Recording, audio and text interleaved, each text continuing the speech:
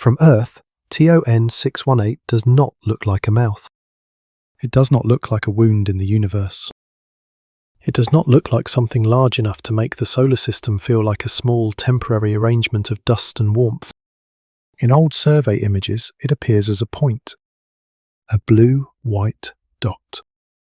A small, cold-looking mark in the dark, near the border of Canes Venatici and Coma Berenices, where nothing about its shape tells the truth. If you saw it without knowing the name, your mind would file it away as ordinary, one more distant light, one more speck among the patient clutter of the sky. That is the first deception. TON 618 is not a star. It is not even a single object in the way a star is a single object. It is a quasar, the blazing core of a distant galaxy, lit by matter falling toward a black hole of almost unmanageable scale. The light reaches us as a pinpoint because distance has performed its quiet mercy. It has pressed something violent, ancient, and physically enormous into something the eye can survive. The terror of TON 618 is not that it looks frightening. The terror is that it does not. A telescope does not show a cosmic drain opening in space. It does not show planets sliding helplessly toward a black center. It does not show a tunnel, or a pit, or a hole with edges your mind can grip. It shows light. It shows the evidence of a machine so powerful that its darkness has to announce itself by burning everything nearby. That is the contradiction at the heart of this object. The black hole itself gives us no light. The quasar around it gives us too much. Somewhere behind that blue-white point is a region where gravity is tightened into a one-way law. Cross the event horizon, and there is no route back into the universe that can still be called an escape. No engine helps, no signal returns, no future path bends outward again. Space and time, which usually feel like the stage where events happen, stop behaving like a stage. They become part of the fall.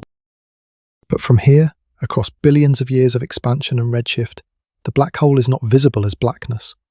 It is visible because gas, dust, and radiation are being forced into extreme order before disappearing. Matter does not simply drop silently. It heats, it shears, it collides. It becomes a furnace arranged by gravity. That furnace is what we see. The darkness is inferred from the light it ruins. There is a strange humility in that. One of the largest black holes ever identified does not arrive in human knowledge as an image of itself. It arrives as a disturbance, a spectrum, a line pulled wide, a brightness too intense to belong to a normal galaxy, a set of measurements that say, quietly and without drama, that something in the center must be doing work on a scale almost no earthly word can carry. The name TON 618 comes from the Tonantzintler catalogue, a survey that originally recorded blue or violet-looking objects on photographic plates. There is something almost fragile about that origin, a mark on emulsion, a faint classification, a human archive trying to sort the sky by colour and position. A plate is exposed. A chemical image hardens. A small blue object is written into a list. Years later, radio emission and spectroscopy begin to change the meaning of that mark. The point becomes a quasar. The quasar becomes evidence of an active galactic nucleus. The active nucleus becomes a demand. If the light is this bright, if the gas is moving this fast, what kind of mass is buried at the centre? The answer is not comfortable. TON 618's central black hole is usually described in tens of billions of solar masses. The exact estimate depends on the method, the spectral lines used, and the assumptions built into the scaling relationship. It is often called one of the most massive black holes known, and in popular lists, it is sometimes treated as the largest. But even before the number is refined, the idea has already broken something. One sun is not a small thing. The sun contains almost all the mass in our solar system. It holds the planets by force, warms the Earth by distance, drives weather, photosynthesis, seasons, food chains, and almost every ordinary rhythm that makes life feel local instead of cosmic. A single solar mass is not an abstract unit. It is the gravitational weight around which our entire familiar world is arranged. TON 618's black hole is not a few of those. Not 1,000. Not 1,000,000. Its estimated mass lives in the territory where the comparison stops feeling like comparison and starts feeling like surrender. Tens of billions of suns, compressed into a gravitational identity so severe that the boundary around it would swallow familiar astronomical distances whole. Stand in an imagined darkness near it, and the old scale of space begins to fail. You could place the sun nearby in thought, and it would no longer feel like the centre of anything. You could bring the orbit of Earth, the orbit of Jupiter, the long, cold arc of Neptune, and still the measure would not feel adequate. The black hole is not large like a planet is large. It is large in a way that changes the meaning of distance. Its size is not a surface you could land on. It is a border in causality. A line beyond which the universe stops accepting return messages. And still, from Earth, it remains a dot. This is why TON 618 matters. Before any record is argued, before any ranking is checked, before any table of black hole masses is compared. It exposes a weakness in human seeing. We are built to trust size when size stands near us. A mountain blocks the horizon. A storm darkens the road. A fire warms the skin before it harms the house. Our senses were trained by nearby threats. The universe does not owe us nearby threats. It can hide catastrophe inside a point of light. The night sky is full of this kind of disguise. A star may already be dead while its light still arrives. A quiet patch may contain a cluster of galaxies. A faint smudge may be a city of suns so distant that the whole structure has been reduced to a blur. But TON 618 sharpens the problem until it becomes almost personal. The eye receives a dot. The instruments receive a quasar. The equations receive a black hole so massive that the phrase largest begins to sound like a child's tool held against a continent. A soft relay click in an observatory dome. A monitor glow on a tired face. A spectrum appearing as lines and curves instead of apocalypse. That is how the monster enters the room. Not by roaring, by refusing to fit inside the first interpretation. There is another trap in the title too. The darkness that swallows the universe sounds as if the black hole is roaming outward, eating space like a living thing. That is not how black holes work. TON 618 is not a vacuum cleaner stretching across the cosmos. It does not reach across billions of light years to take stars from their galaxies. Gravity weakens with distance. Orbits can be stable. A black hole can sit at the center of a system, while much of that system moves around it, not into it. The real fear is cleaner than the myth. A black hole does not need to chase. It only needs a boundary where every possible future points inward. For anything that crosses that boundary, the universe has become one-directional. There is no dramatic wall you would necessarily feel at the event horizon of a sufficiently large black hole. No hard surface waiting like stone. No visible sign saying the law has changed. You could pass the point of no return without local thunder, while the stars outside still seem to exist. The violence is not always theatrical. Sometimes the deepest change is simply that escape has already become impossible before your body understands it. That is the kind of darkness TON 618 represents.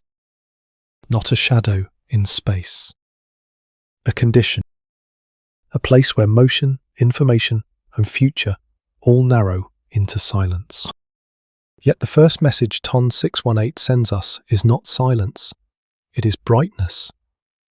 That is the strange generosity of the object. The black hole itself hides perfectly. The matter near it betrays everything. Before it vanishes, it writes a confession in heat. It leaves fingerprints in radiation. It stretches spectral lines into clues. It tells astronomers that gravity is working too hard for any ordinary explanation. So the story has to begin with a blue-white dot. Not because the dot is impressive, because it is insufficient. The image is almost embarrassingly small beside the claim attached to it. You look at the point, and the point does not help you. It refuses to become cinematic. It refuses to perform its own scale. It sits there, quiet in the data, while the mind tries to build the missing machinery around it. And that gap is where the descent begins. Between the harmless-looking light and the object required to produce it, between the sky we can see and the gravity we have to infer, between the word dot and a black hole whose mass makes the sun feel suddenly vulnerable, temporary, and local. The universe does not always announce its deepest structures with grandeur.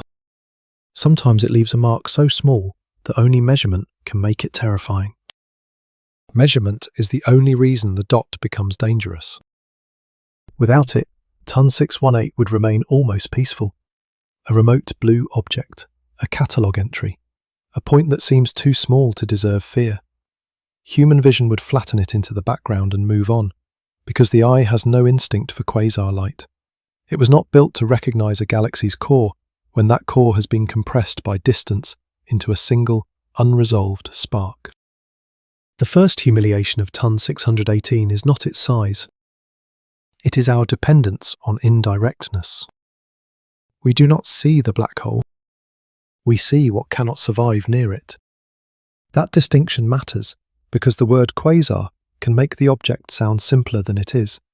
It can sound like a type of star or a bright thing placed neatly in a class. The name itself comes from quasi-stellar radio source, because early quasars looked star-like in visible light, while behaving in ways stars could not explain. They were points, but their spectra were wrong. Their distances were enormous. Their brightness, once corrected for distance, became almost offensive. A star can burn brilliantly. A quasar can outshine the galaxy that contains it. That is the first real inversion. The host galaxy, with its billions or hundreds of billions of stars, should feel like the larger fact. It should dominate the story. It is the city. The black hole is only the buried centre. But in an active quasar, the centre becomes so luminous that the city almost disappears behind its own nucleus. Picture a coastline at night. Not a metaphorical coastline, but a real one. Black water, low land, a few faint lamps along the shore. Then one lighthouse turns on with such force that the coast behind it vanishes. The beam does not reveal the structure, it overexposes it. It tells you something powerful is there, while preventing you from seeing the place that holds it. Ton 618 does something like that to its own galaxy. The black hole is hidden. The host is drowned. The visible object becomes neither the whole nor the galaxy, but the glare produced in the argument between them. That glare is not decorative, it is mechanical. Gas moving near a supermassive black hole does not fall like a stone through air. It carries angular momentum.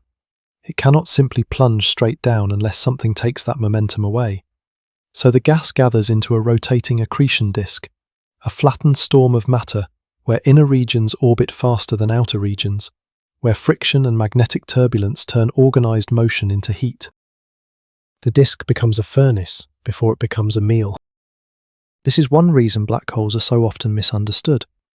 They are described as darkness, but some of the brightest, persistent objects in the universe are powered by them. The event horizon emits nothing we can use. The region outside it can release enormous energy because gravity is extracting heat and radiation from matter on its way inward. Before the object disappears from our universe's accessible record, it may become brighter than any ordinary star could ever be. That is why the title needs correction. TON 618 is not simply darkness swallowing light. It is darkness making light frantic before the end. The light we receive has travelled across an expanding universe, stretched and reddened by cosmic history. It does not come to us cleanly, like a message delivered across a room. It comes altered by distance, filtered by time, carrying the signature of gas moving at extreme speeds around an unseen mass. To read it, astronomers do not ask the dot to become an image, they ask its light to spread into a spectrum. A prism, a grating, an instrument slit. A faint hiss of electronics in a cold dome. The point is broken open into wavelengths. There, the dot stops being a dot. It becomes a record of elements, velocities, ionization, distance and power. Hydrogen leaves marks. Carbon leaves marks. Magnesium can leave marks. Emission lines rise from gas heated and excited near the active nucleus. Some lines are narrow, some are broad. The broad ones matter because width, in this context, can mean motion. Gas moving toward and away from us at high speed shifts the light by Doppler effect, smearing a line that would otherwise be sharper. The black hole is not photographed in those lines. It is cornered by them. If gas close to the centre is moving at thousands of kilometers per second, something massive must be holding it in that violence. If the quasar is as luminous as its distance implies, something must be releasing energy at a rate that ordinary stellar processes cannot sustain. If the source remains unresolved from Earth, the compactness makes the brightness more extreme, not less. The evidence tightens from several directions. Brightness. Distance. Line width. Physical models of gas around active galactic nuclei. No single one of these is the monster by itself. Together, they turn a blue point into an argument for a black hole of ultramassive scale. There is a quiet danger in how abstract that sounds. Line width, luminosity, scaling relation, redshift. These are careful words, almost dry enough to protect us from what they imply. They belong to graphs, papers, uncertainties, calibration debates. But the physical meaning beneath them is not dry. A spectral line pulled wide is not just ink spread across a chart. It is gas moving so fast that ordinary human speed becomes irrelevant. A brightness corrected for distance is not just a number. It is energy released so intensely that an entire galaxy becomes hard to see. A redshift is not just a label. It is the expansion of space, written into the colour of ancient light. TON 618 is famous because its inferred mass is enormous, but fame can flatten the more unsettling fact. The object is not merely large, it is difficult to know in a clean, direct way. It sits behind layers of translation. Light into spectra, spectra into velocity, velocity into mass, mass into horizon, horizon into a boundary no telescope can cross. Every step is real. Every step carries uncertainty. And still, the conclusion is too large to domesticate. The black hole at the centre of TON 618 is not weighed the way a planet can be weighed by watching a moon orbit neatly around it. It is not close enough for us to trace stars whipping around its centre as we do near the black hole in the Milky Way. We cannot map its event horizon with the intimacy achieved for nearer targets. We are forced to use the behaviour of gas and radiation in a system so distant that its host galaxy is nearly erased by its own brilliant core. The object that tells on the black hole also conceals the world around it. That is the second humiliation. The universe gives evidence, but not always the evidence we would prefer. A person wants an image. Science often gets a residue. A spectrum, a timing pattern, a distortion, a shadow against something brighter. We want the culprit to stand in front of us. Instead, we are handed the damage, the heat, the widened line, the light that should not be possible unless something unseen is organising it. TON 618 lives in that distance between witness and inference. It does not let us stand close enough to feel the scene, but we can make the scene physical enough to understand the violence. Near the centre, the accretion disk would not be a calm ring. It would be a different kind of weather, made of plasma, radiation, magnetic fields, and gas under extreme gravitational command. Matter in the disk would orbit at enormous speeds. Inner material would complete paths that outer material could not match. Shear would heat the gas. Photons would struggle outward through a crowded, luminous environment.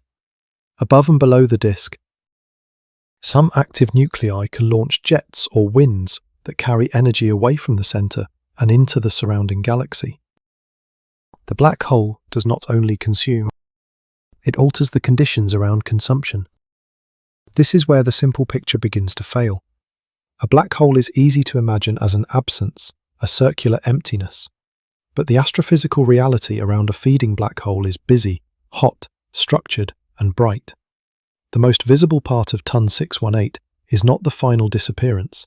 It is the traffic jam before disappearance. Matter delayed by angular momentum. Matter grinding against matter. Matter losing energy in the only ways physics allows. The mouth is dark. The table is on fire. That fire is so far away that it reaches Earth as a point. It passes through intergalactic space, through expanding distance, through dust and fields, and the long, thinning dark between galaxies. It enters a telescope after travelling for most of cosmic history. It becomes a small signal inside glass and electronics. It becomes data on a detector. Later, someone subtracts noise, calibrates response, checks lines, compares models, and gives the point a meaning no naked eye could have earned. There is something almost fragile about the change. A cosmic engine large enough to embarrass the Sun depends, for human knowledge, on photons that survived the trip. A few captured particles of light against a background of darkness. A recorded spectrum. A human decision not to dismiss the point as ordinary. That fragility is part of the fear. Not fear that TON 618 will come for us. It will not. Its distance makes that kind of panic meaningless. The fear is quieter and more adult, that the universe can contain structures so extreme that our first contact with them is almost nothing. A dot, a line, a faint excess, a measurement that has to be protected from noise before it can speak. And when it speaks, it does not say what the image says. The image says small. The spectrum says enormous. The image says still. The gas says motion. The image says distant light. The physics says a region of space-time where return has been removed from the future. This is the first real lesson of TON 618. The universe is not obligated to look like what it is. Some of its largest facts arrive in disguise, not because they are hiding from us, but because distance changes the grammar of evidence. Scale becomes brightness, gravity becomes line width, time becomes colour. A galaxy becomes a point because space has folded its apparent size down to something harmless. The blue-white mark remains on the image. Nothing about it opens. Nothing about it warns the body. But behind the mark is a system where an unseen centre overpowers its own galaxy, where falling matter writes the black hole's presence in radiation, and where the truth can only be assembled by trusting instruments over instinct. TON 618 is not terrifying because it is easy to see. It is terrifying because seeing is the weakest thing we do with it. Instinct wants the object to exist where the dot appears.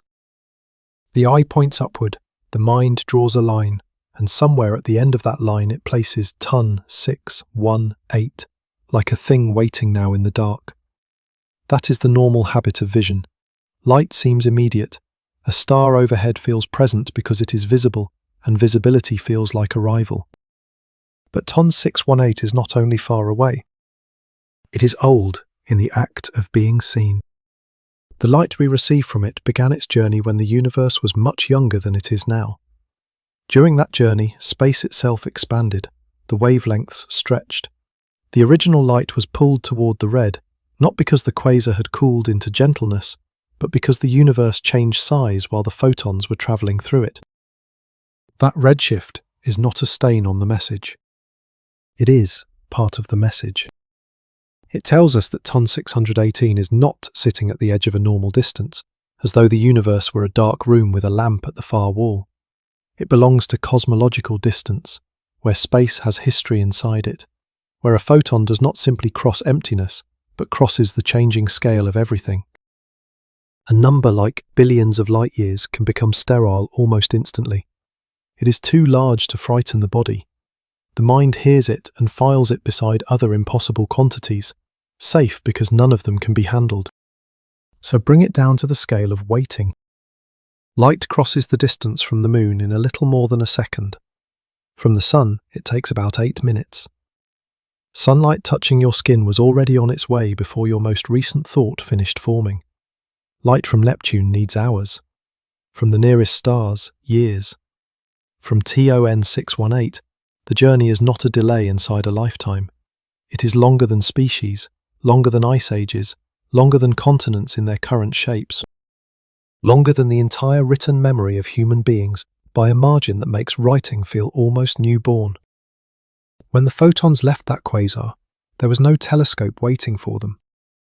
There was no earthly eye capable of recognizing what they carried. There were no observatory domes turning under motors, no cooled detectors, no spectral plots on a monitor, no person leaning closer to a screen while a faint line widened into evidence. The light crossed the universe long before the question that would interpret it had evolved. That is one of the strangest pressures in astronomy. The evidence is older than the witness. A photon leaves the furnace near a black hole. It moves outward through the host galaxy, through intergalactic dark, through an expanding cosmos. Galaxies drift. Stars ignite and die. Worlds are built from debris. On one small planet, oceans change chemistry. Life survives accidents. Nervous systems become eyes. Eyes become instruments. Instruments become patients. Then the photon arrives. A soft beep. A pixel brightens.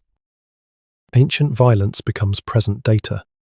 But present data does not mean present object. The TON 618 we study is TON 618 as it was when the light began the trip. The quasar has had billions of years to change. Its feeding may have weakened. Its host galaxy may have evolved. The black hole remains, but the bright phase we observe is a message from an earlier universe. In a direct physical sense, TON 618 is not merely distant. It is a fossil that is still shining. This makes the object harder to hold. The black hole is estimated to be tens of billions of solar masses, but the light announcing it belongs to a younger cosmic era, when galaxies were assembling, feeding, colliding, enriching themselves with heavier elements, and building the structures that later generations of stars would inherit. TON 618 is not just a monster in space. It is evidence of how quickly the universe could build monsters when the conditions were right. That word, quickly, is dangerous. Cosmic time can make almost anything sound slow, because billions of years feel generous. But a black hole of this mass forces a sharper question. How does any object become that large early enough for us to see it shining from so far back in time? What began as a small seed? How steadily could it feed? What environment supplied the gas? How often did mergers help? How much of the early universe had to cooperate to make one center so heavy? The first image was a dot. The deeper image is a clock with gravity inside it. Every photon from TON 618 carries both brightness and delay. It tells us the quasar was powerful enough to be seen across cosmic history, and it tells us the system already existed in an extreme state when the universe had not yet reached its present age. The distance is therefore not just a measure of separation, it is a demand placed on formation.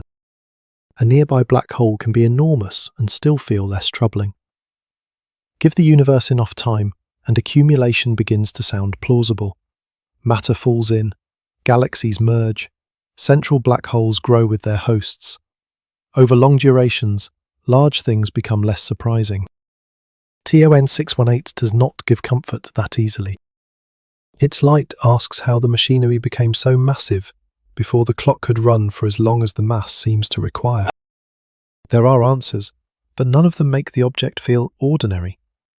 Black holes may grow from the collapsed remnants of the first stars, then feed efficiently in dense young galaxies. They may begin from heavier seeds, perhaps direct collapses of massive gas clouds under special conditions. They may gain mass through mergers with other black holes as galaxies assemble hierarchically. They may pass through episodes of rapid accretion, limited but not entirely stopped by the pressure of their own radiation. Each possibility is a different kind of history. A dead first star leaving a dark seed. A gas cloud collapsing before ordinary starlight can break it apart. A crowded young galaxy driving matter inward. Two massive centers finding each other after their galaxies join. a disk so bright that feeding becomes a contest between hunger and self-injury. None of these are myths. They are attempts to solve a real timing problem. They are constrained by simulations, observations, and the population of distant quasars we actually find. But TON 618 remains one of those objects that turns a general model into a more severe question. It is not enough to say black holes grow. This one asks how growth wins so decisively. To feel that pressure, shrink the problem to a human rhythm. A body can gain weight only by taking in matter over time. A fire can burn only if fuel reaches it.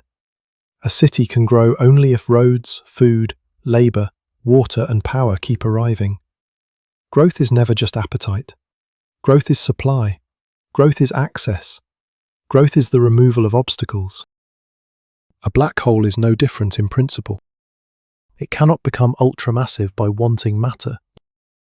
Matter has to lose angular momentum. Gas has to move inward instead of circling safely. Radiation from the hot disk pushes back. Energy released by feeding can heat or expel the very gas needed for more feeding. The larger the quasar burns, the more it can interfere with its own meal. That is why the ancient light matters so much. It is not just saying that TON 618 was bright. It is saying that a path existed through all those obstacles. Somewhere in the early universe, in a host galaxy mostly hidden from our view, matter found its way into the centre with enough persistence to build one of the most massive black holes known. The event horizon did not expand by magic, it expanded by history, by infall, by collisions, by cooling, by torque, by the slow theft of orbital freedom from gas that otherwise would never have surrendered. And yet the only thing that reaches us is light. Not the gas. Not the galaxy as it truly was. Not the black hole's present condition. Just the old radiation, stretched thin by the expansion of the universe, arriving with enough structure left inside it to let us reconstruct the crime. There is a strange intimacy in that delay. TON 618 is impossibly remote, but the light is here. It has entered our instruments. It has crossed the final atmosphere of Earth, passed into mirrors and detectors, and become something human hands can analyze. The object itself remains beyond any journey we can imagine, but a fragment of its ancient environment has touched our world. Not as heat on the skin. Not as danger. As evidence. A few photons in a machine. A curve on a screen. A message sent before there was anyone to receive it. That message forces a change in the way the universe feels. Space is not just a backdrop filled with objects. It is an archive where distance stores earlier versions of reality.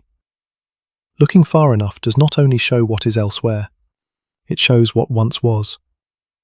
The night sky becomes less like a map and more like a stack of delayed arrivals, each one entering the present from a different age. TON 618 sits deep in that archive. Its apparent smallness is therefore doing two kinds of compression at once. Distance compresses its shape into a point. Time compresses its violence into a remnant of light.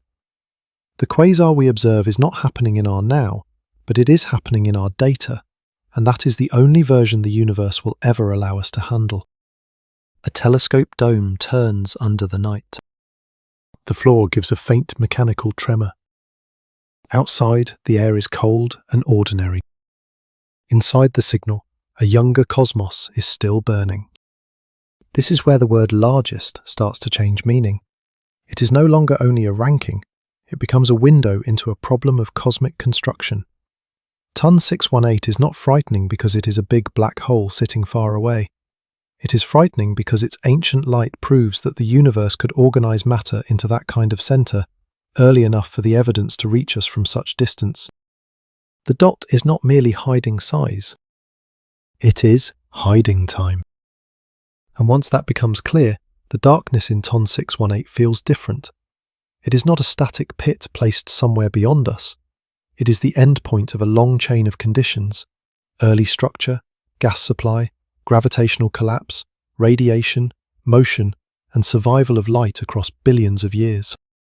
The black hole swallowed whatever crossed its horizon.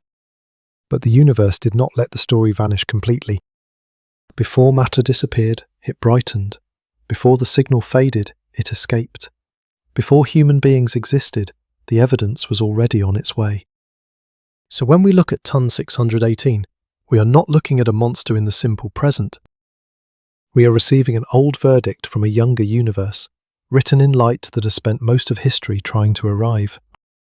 The verdict begins outside the horizon. That is where the visible violence lives. Not in the black part itself, not beyond the boundary where return has been removed, but in the narrow empire of matter, still allowed to argue with escape. Gas near TON 618 does not simply fall. It negotiates with gravity in the only language matter has: motion, heat, collision, radiation, and the slow loss of choices. A black hole is often described as if it were pure appetite. That picture is too simple. Appetite alone cannot feed it. Most matter in space is not aimed straight at the centre. It orbits. It carries angular momentum, the same stubborn tendency that keeps planets from dropping into stars and moons from dropping into planets. To fall inward, gas has to get rid of some of that sideways motion. It has to give away part of its freedom to circle. So before the black hole can swallow, the surrounding matter has to become organised. It gathers into a disk. Not a solid disk, not a smooth ring, a disk of plasma and magnetic fields, of gas so hot that atoms are stripped and matter becomes electrically alive. Each layer turns at a different speed. Inner regions whip around faster, outer regions lag behind. The mismatch creates shear. Magnetic turbulence knots and stretches through the flow. Energy moves through the disk the way strain moves through a grinding machine. A faint hiss in a detector. A fan turning in a dark control room. A line of code waiting while ancient light is reduced to numbers. The thing being measured is not quiet. Close to the black hole, the disk becomes one of the most efficient engines in the known universe. A falling stone on Earth loses gravitational energy as it drops, but most of that energy becomes a small impact, a small heat. Gas spiraling toward a black hole can release a significant fraction of its rest mass energy before it disappears. That is why an active galactic nucleus can outshine its host galaxy, not because the black hole shines, but because gravity has converted falling into fire. This is the part of Ton 618 that refuses to behave like darkness. The event horizon is black. The road into it can be blinding. That blinding light is not a decorative halo around a monster. It is the cost of getting matter inward. Every photon released near the disk is a sign that something has lost energy. Some gas cools by radiation and moves closer. Some gets heated and pushed away. Some may be caught in winds. Some may never reach the horizon at all. Feeding is not a clean act of consumption. It is a struggle between the centre and the environment it disturbs.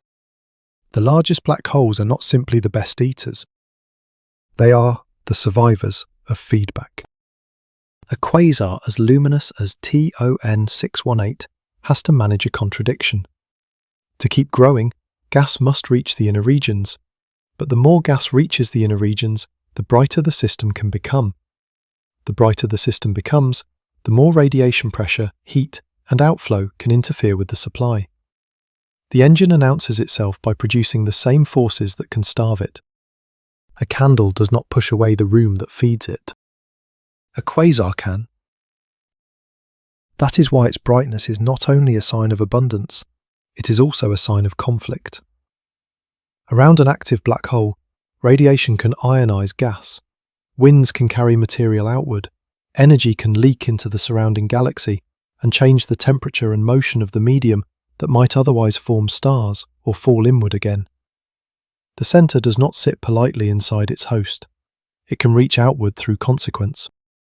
TON 618, from our distance, is compressed into a point, but physically it belongs to a region of activity: the black hole, the accretion disk, the broad line gas moving rapidly near the nucleus, more distant material responding to the intense radiation.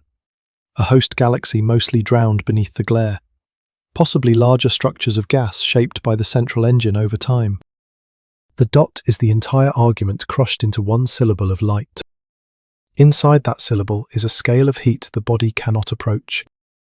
If a human body were placed anywhere near the inner luminous environment, survival would not be a question long enough to become fear. The problem would not only be gravity, it would be radiation, it would be temperature, it would be particles, it would be the absence of any ordinary boundary between environment and destruction.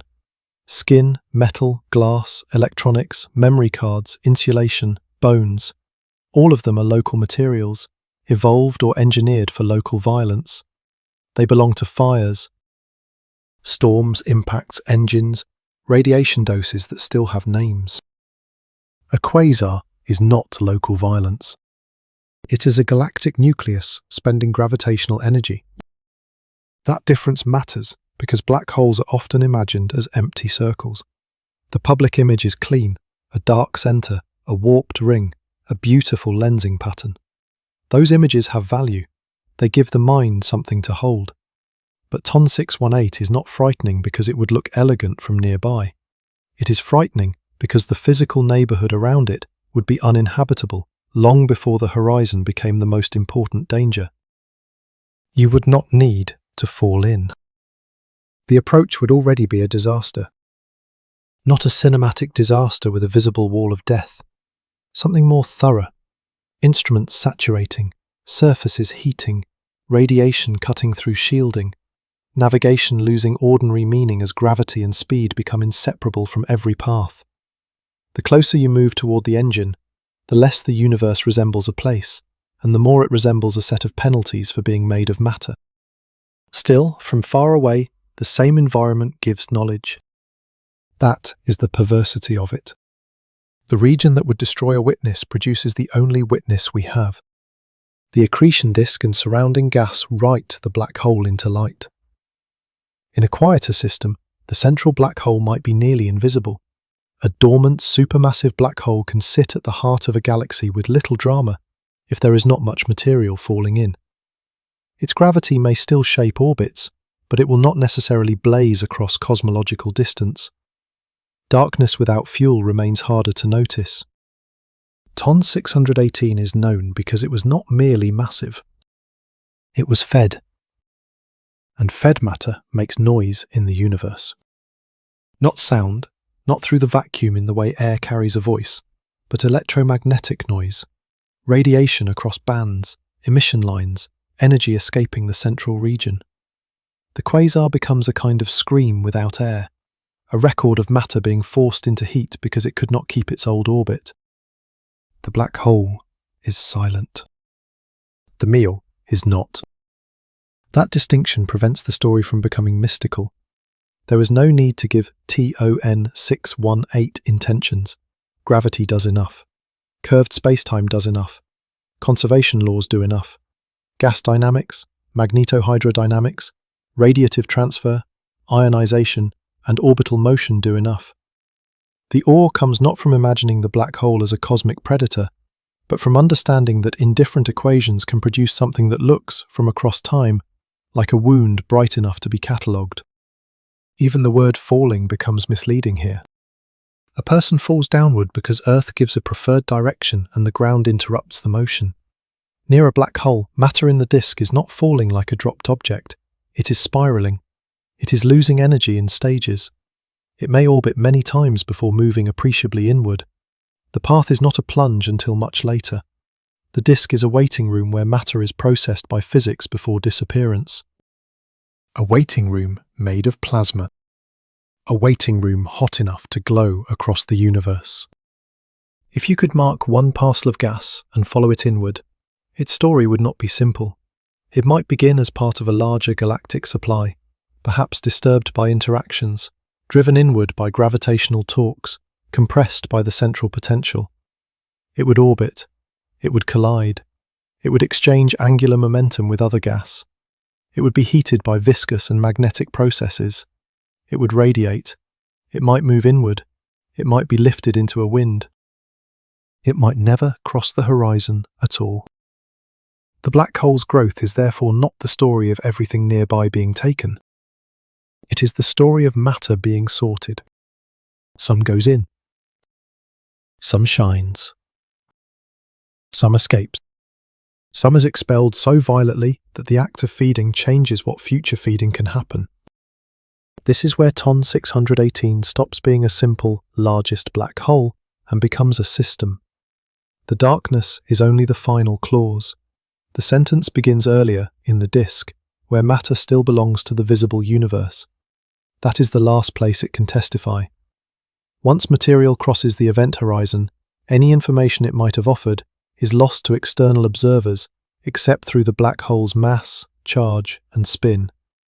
But before that crossing, while gas still shears and burns and radiates, it is almost unbearably informative. The universe rarely gives confessions after the fact. It gives them before the disappearance. And TON 618's confession is extreme. The brightness tells us the engine is powerful. The broad lines tell us the gas is moving under severe gravity. The distance tells us the engine was already active when the universe was younger. The unresolved point tells us our view is compressed and incomplete.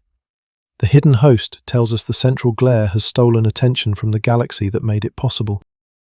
A small point on a plate becomes a furnace. The furnace becomes a clock. The clock becomes a formation problem. Now the engine becomes a paradox of feeding against its own consequences. That paradox is not an ornament to the story. It is the reason the object matters at depth.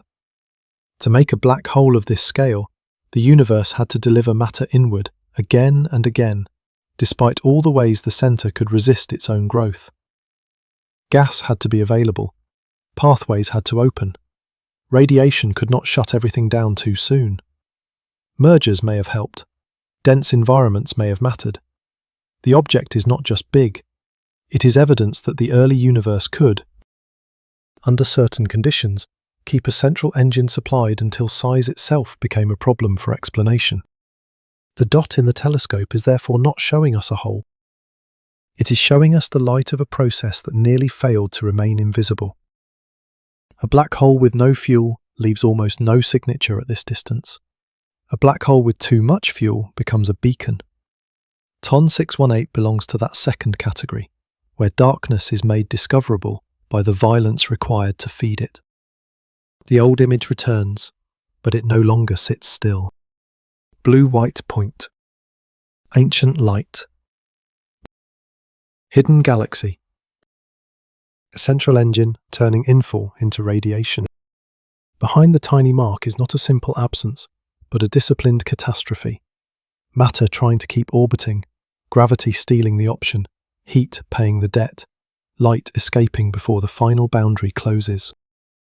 And that escaped light is the only reason the darkness has a name. A name is easier to hold than a size. TON 618 sounds compact, almost technical, a label clean enough to fit in a sentence, but the object behind it does not fit inside the habits of the mind. The estimated mass of its central black hole is often given at around tens of billions of suns, with a commonly repeated value near 66 billion solar masses. Even if that number shifts with better models, even if the uncertainty remains part of the honest story, the scale has already crossed a border. At this point, mass stops being a count. It becomes an environment. One solar mass means the sun, not just a bright disk in the sky, but the weight that holds Earth in its path, the anchor of seasons, the source of almost every meal ever eaten on this planet. The sun is not background, it is the hidden hand beneath ordinary life. Take it away, and the familiar world becomes a cooling stone carrying memories of weather. Now repeat that mass, not by thousands, not by millions, but by billions upon billions. The words survive. The imagination does not. A black hole with that much mass does not need a surface to be physically enormous. Its event horizon, the boundary beyond which nothing can return, expands in proportion to mass. For a black hole like the one inferred in TON 618, the Schwarzschild radius would be so large that familiar maps of the solar system begin to look like room measurements beside a continent. This is where the body needs help. Light can circle Earth more than 7 times in a single second. Light from the moon reaches us in just over a second. Light from the sun takes about 8 minutes to arrive. Those 8 minutes are already strange. Every sunrise is old news. Every patch of warmth on your skin began as energy that left the solar surface before your last few minutes of living had finished. For TON 618's black hole, the distance from the center to the event horizon would be measured not in seconds of light, but in days. Not days of walking, days of light. Imagine trying to cross a border so large that the fastest thing in the universe needs several Earth days to travel from the center to the edge in the simplified, non-rotating picture. Human speed has no role here. A spacecraft is not slow by comparison. It is conceptually irrelevant.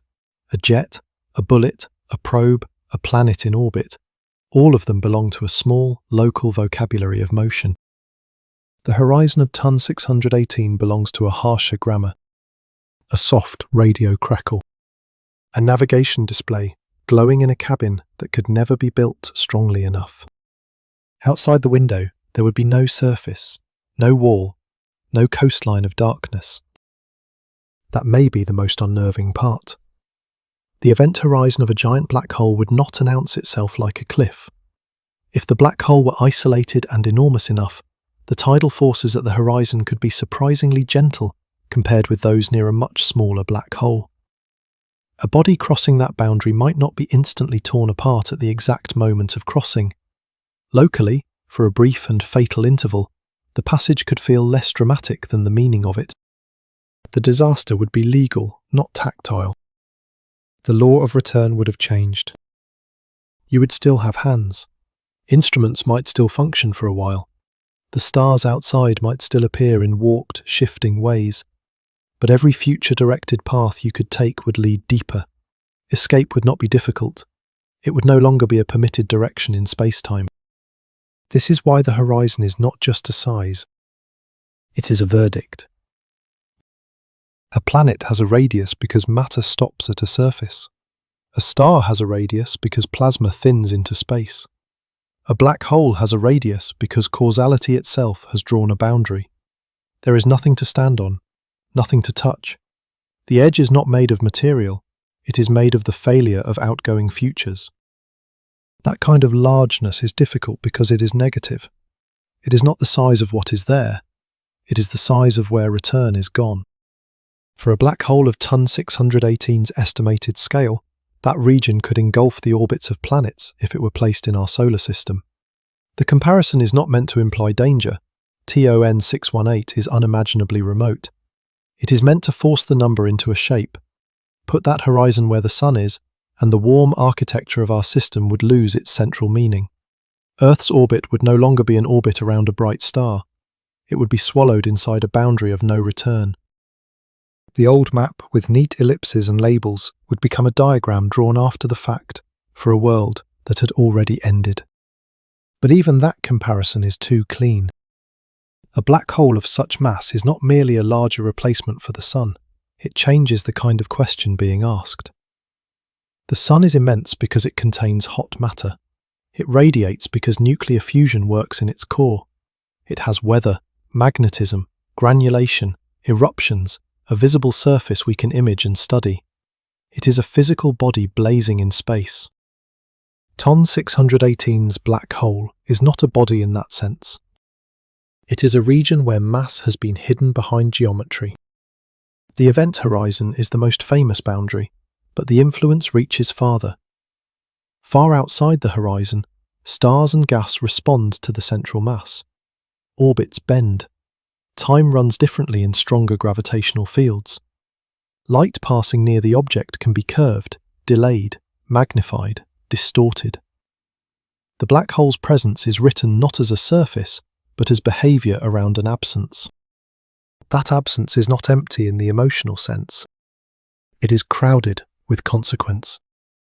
If you tried to make a scale model, the failure would become almost comic. Let Earth shrink to a marble. The sun becomes a large ball across a room. The solar system becomes a field. Then Ton 618 enters the model, and the room is gone. The building is gone. The map has to be redrawn outside the scale that made the first comparison useful. This is why lists of largest objects can betray the subject. They make size feel like a contest. Ton 618 is not interesting, because it wins a cosmic ranking in the same way a mountain can be taller than another mountain. Rankings are unstable. Better measurements appear. New objects are found. Methods improve. A number once treated as final becomes a range, then a caveat, then a smaller or larger entry in a table. The deeper fact survives the table. There exist black holes so massive that their horizons would make the solar system feel like a fragile local arrangement, and Ton 618 is among the most extreme known examples.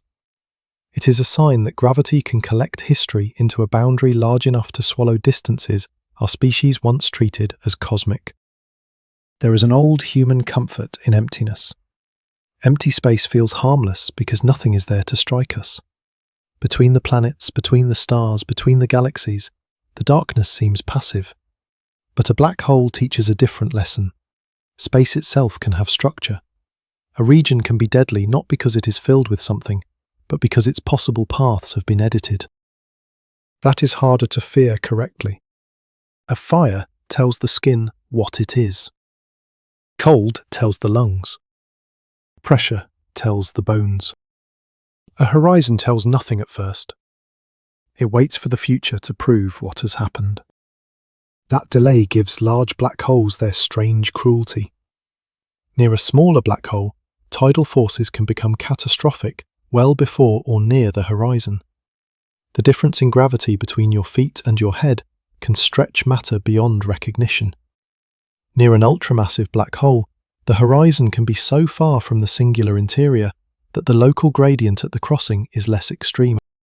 The boundary becomes less like a visible execution and more like a quiet administrative act in the physics of the universe. Stamped. Sealed. Irreversible. A person could pass the point where all outward futures die and not immediately know it by touch. The body would still be wrong about its situation. That is the scale Ton 618 forces on the imagination, not only huge, but huge enough to separate experience from truth. Human senses evolved in places where danger usually arrives with texture, heat, sound, impact, hunger, falling, blood, weather. The deepest danger near an event horizon may have no texture at the moment it becomes final. The title calls it darkness, and that is fair only if darkness means more than lack of light. This darkness is a rearrangement of permission. Light inside the boundary cannot get out, not because it is weak, not because the black hole grabs it like a hand, but because every outward route has been folded inward. The paths that would count as escape no longer lead away. The geometry has closed. When people hear that nothing escapes a black hole, they often imagine speed as the issue. If only a rocket were faster, if only a beam were stronger, if only something could push hard enough. But at the horizon, for an external observer's universe, escape is not a challenge of horsepower. It is a missing direction. The map has lost the road. That is why the number matters. Tens of billions of solar masses means the missing road begins across a boundary so vast that ordinary astronomical distances can fall inside it. A human lifetime beside it would not be a measure. A civilization's memory would not be a measure. Even light, the universe's own courier, would require time on a human calendar to cross the radius associated with that dark edge. And still, no photograph from Earth shows that edge directly. We receive a point. We infer the border. We build the scale from physics, from light, from lines widened by motion, from luminosity and models, and the stubborn agreement between gravity and evidence. The mind returns again to that small blue-white mark because the contrast has become the point, a dot on a survey plate, a quasar in a spectrum, a furnace around a hidden centre, a black hole whose horizon could make our solar system feel like a brief, warm thought before falling. The mark does not grow larger when we understand it. We do. Understanding TON 618 means trusting motion we cannot see directly. The object does not give us a clean orbit drawn on the sky. It is too distant for that. We cannot watch individual stars loop around the central mass, as astronomers have done near the black hole in the Milky Way. We cannot place a neat clock beside the horizon and measure a companion moving around it. The system is too far, too bright, too compressed into its own glare. So the motion has to be recovered from light, not from the image. From the wound in the image after it has been split apart. A quasar spectrum looks nothing like the night sky that produced it. The point disappears. In its place are bands, slopes, peaks, lines rising where certain atoms and ions have been excited and forced to radiate. Hydrogen, carbon, magnesium, other signatures depending on the wavelength range and the redshift. Each line is not simply a chemical label. It is a trace of gas living under conditions no ordinary nebula can imitate at that scale. Some lines are narrow. Some are broad enough to become evidence of violence. The broad lines matter because light carries memory of motion. If gas is moving toward us, its emission is shifted one way. If gas is moving away, shifted the other. Around the central engine, different parcels of gas move in different directions at extreme speeds. Their signals overlap. What would be a thin mark becomes smeared across wavelength, widened by velocity. The spectrum does not show a whirlpool. It shows the speed of the whirlpool's weather. A line that looks wide on a chart can mean gas moving thousands of kilometers each second. That number is easy to say and almost impossible to inhabit. A rifle bullet moves at less than 1 kilometer per second. A spacecraft leaving Earth moves faster, but still inside a vocabulary of engineering. Thousands of kilometers per second is motion so severe that landscapes, oceans, buildings, bodies and machines vanish from comparison. A continent would be crossed in seconds. Earth itself would become a small interruption. And this gas is not travelling on a road. It is being held near a centre. That is the crucial point. Speed alone does not prove mass. Gas can be blasted outward.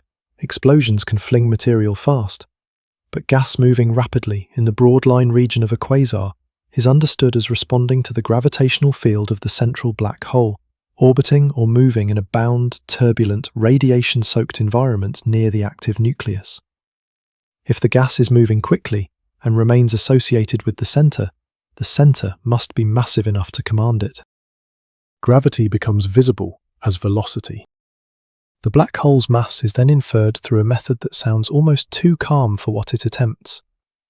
Astronomers estimate the size of the region producing the broad emission lines, estimate the velocity of the gas from the line width, and use the relationship between orbital speed, distance, and central mass.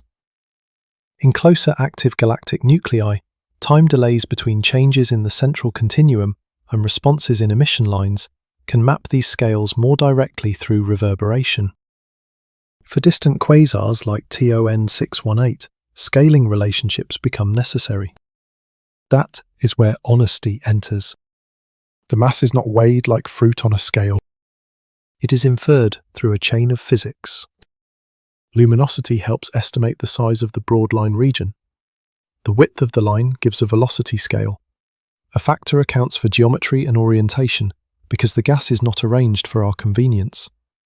Then the calculation points toward a central mass. For TON 618, that chain has produced the famous estimate in the tens of billions of solar masses, with values often reported around the upper end of that range. The number is astonishing. The route to the number is not simple. Both facts must be held at once. A weaker script would turn the estimate into a stone tablet and move on. But TON 618 is more interesting if the measurement remains alive, because the uncertainty is part of the object's true shape in human knowledge. The black hole is not sitting nearby with a label attached. It is being reconstructed from ancient, stretched light that passed through the universe before reaching a detector on Earth. A telescope gathers photons. A spectrograph spreads them. A computer subtracts the instrument's fingerprints. A researcher stares at a curve that has carried a younger universe into a modern room. The low hum of electronics becomes part of the scene, not because it is grand, but because the evidence depends on such ordinary machinery. A black hole large enough to defeat intuition enters the world through calibration files, signal-to-noise ratios, line fits, and assumptions that can be tested but not wished away. This is not a weakness of astronomy. It is its courage. To study a quasar like TON 618 is to admit that the universe will not always offer direct portraits. It offers residues that must be interpreted without pretending the interpretation is the object itself. The spectrum is real. The broad line is real. The redshift is real. The luminosity is calculated from a cosmological framework supported by broader evidence. The mass estimate follows from models that have worked across populations of active galaxies. But the exact mass can move. Change the line used. Change the calibration. Change the geometry. Change the assumed structure of the broad line region. The monster remains, but its measured outline shifts. That shifting outline is why Largest Black Hole is both compelling and slightly treacherous. It gives the mind a handle, but handles can turn into cages. The rank depends on comparison with other ultramassive black holes, each measured with its own methods, uncertainties, and observational limitations.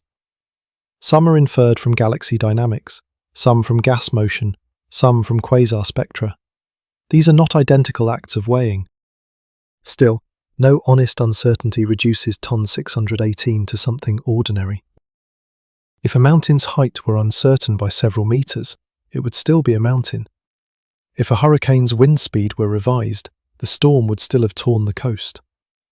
In the same way, even if TON 618's famous value changes under future analysis, the object remains in the regime where black hole growth has become extreme enough to test formation models and human scale at once. The point is not whether the number flatters our appetite for records. The point is that the light demands an engine of enormous mass. There is a particular beauty in the broad emission line because it is both delicate and brutal. Delicate because it arrives as a measured feature in faint ancient radiation. Brutal because it implies gas moving under severe gravity near one of the most powerful environments known. The line is thin enough to live on a graph and violent enough to make ordinary matter feel slow. It is a signature of speed without a visible race. A confession written by motion. The gas itself is not peaceful. In the region near the quasar, clouds and streams are exposed to intense ultraviolet radiation. Electrons are stripped, atoms are excited, photons are released. The broadline region is not a simple ring with tidy lanes, but a complicated zone whose geometry matters deeply to the mass estimate. If the gas lies in a flattened configuration and we see it at a certain angle, the apparent velocity can differ from the true three-dimensional motion. If radiation pressure affects the clouds, the balance between gravity and outward force becomes more complicated. The universe does not arrange its evidence like a classroom demonstration. It gives us a storm and asks us to infer the weight of the sky from how the rain moves. That is why the strongest understanding of TON 618 is not blind certainty. It is disciplined inference under distance. We know enough to be shaken. We do not know enough to be careless. The object belongs to a class of active galactic nuclei, where the central black hole's mass can be estimated, but not touched, not imaged directly, not weighed by a single perfect orbit. The awe has to make room for method, or it becomes decoration. Method is what keeps the darkness from becoming superstition. Without spectra, TON 618 is a dot. Without redshift, the dot has no cosmological depth. Without line width, the gas has no revealed velocity. Without luminosity and scaling laws, velocity does not become mass. Without uncertainty, the claim becomes too smooth to be trusted. The truth is not weakened by those steps. It is made visible by them. There is a quiet discipline in saying that one of the universe's most extreme known black holes reaches us not as a direct image, but as an argument built from light. The argument is strong enough to survive skepticism, yet open enough to improve. Future instruments may refine the host galaxy. Better spectra may sharpen the line measurements. Better models of broad line regions may alter the mass. Another black hole may take the popular crown. TON 618 may become less famous as a record and more important as a case study in how extremes are measured from deep time. That would not diminish it. It would make it more real. Because real objects do not exist to preserve our rankings. They exist inside nature's messier bookkeeping, where every measurement is a negotiation between signal, model, and limit. TON 618 is not a trophy on a cosmic shelf. It is a remote engine whose light happens to carry enough information for us to infer a black hole of staggering scale. The spectrum glows on the screen. A line rises wider than comfort. Somewhere behind that width is gas moving too fast for human metaphors, held by a mass too large for the image that delivered it. The dot still says almost nothing. The motion says almost everything.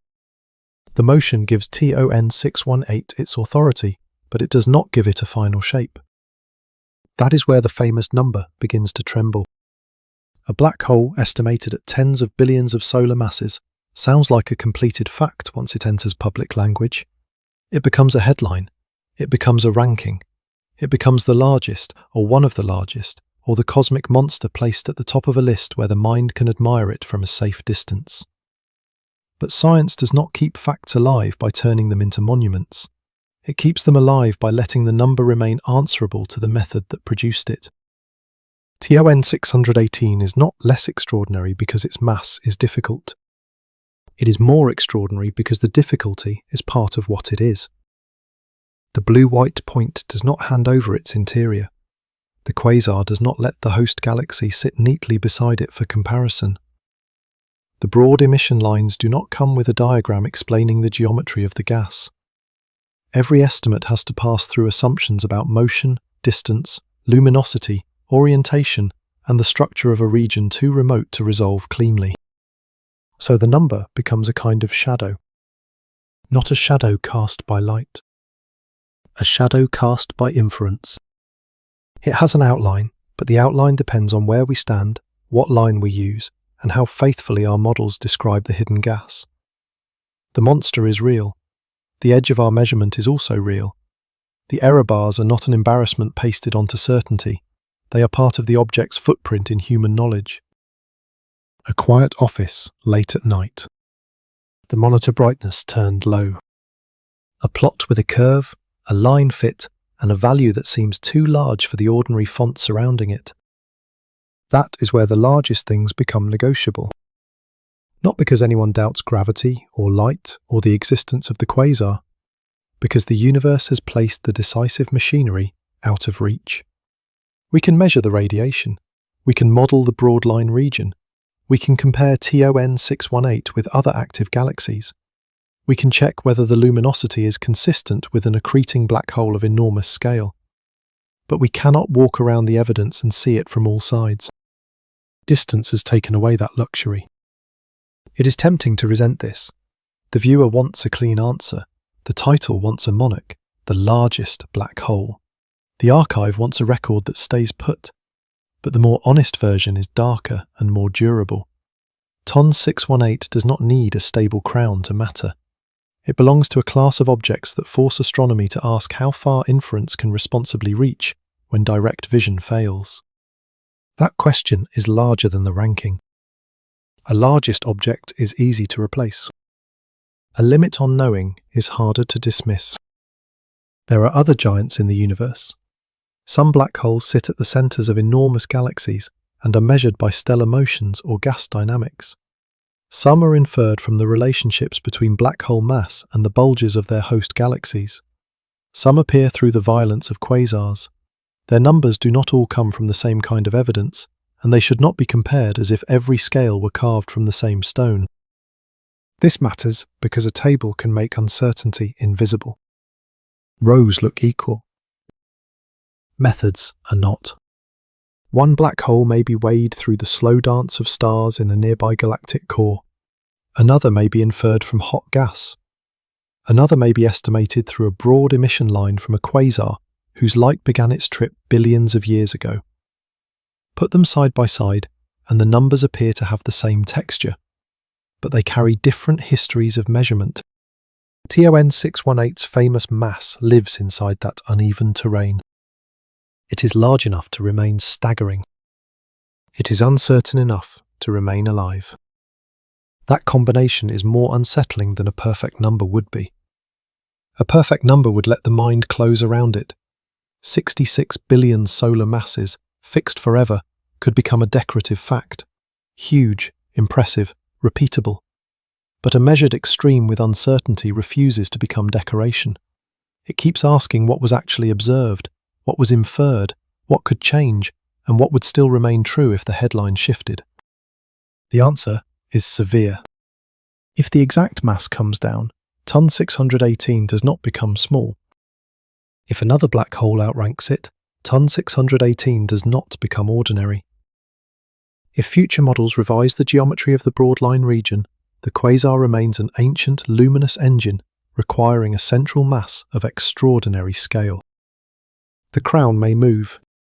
The wound in intuition stays open. That wound is useful. It prevents the story from hardening into trivia. The largest black hole is not a trophy. It is a question about how nature builds extremes, and how observers trapped on one young planet learn to recognize them through distorted messages.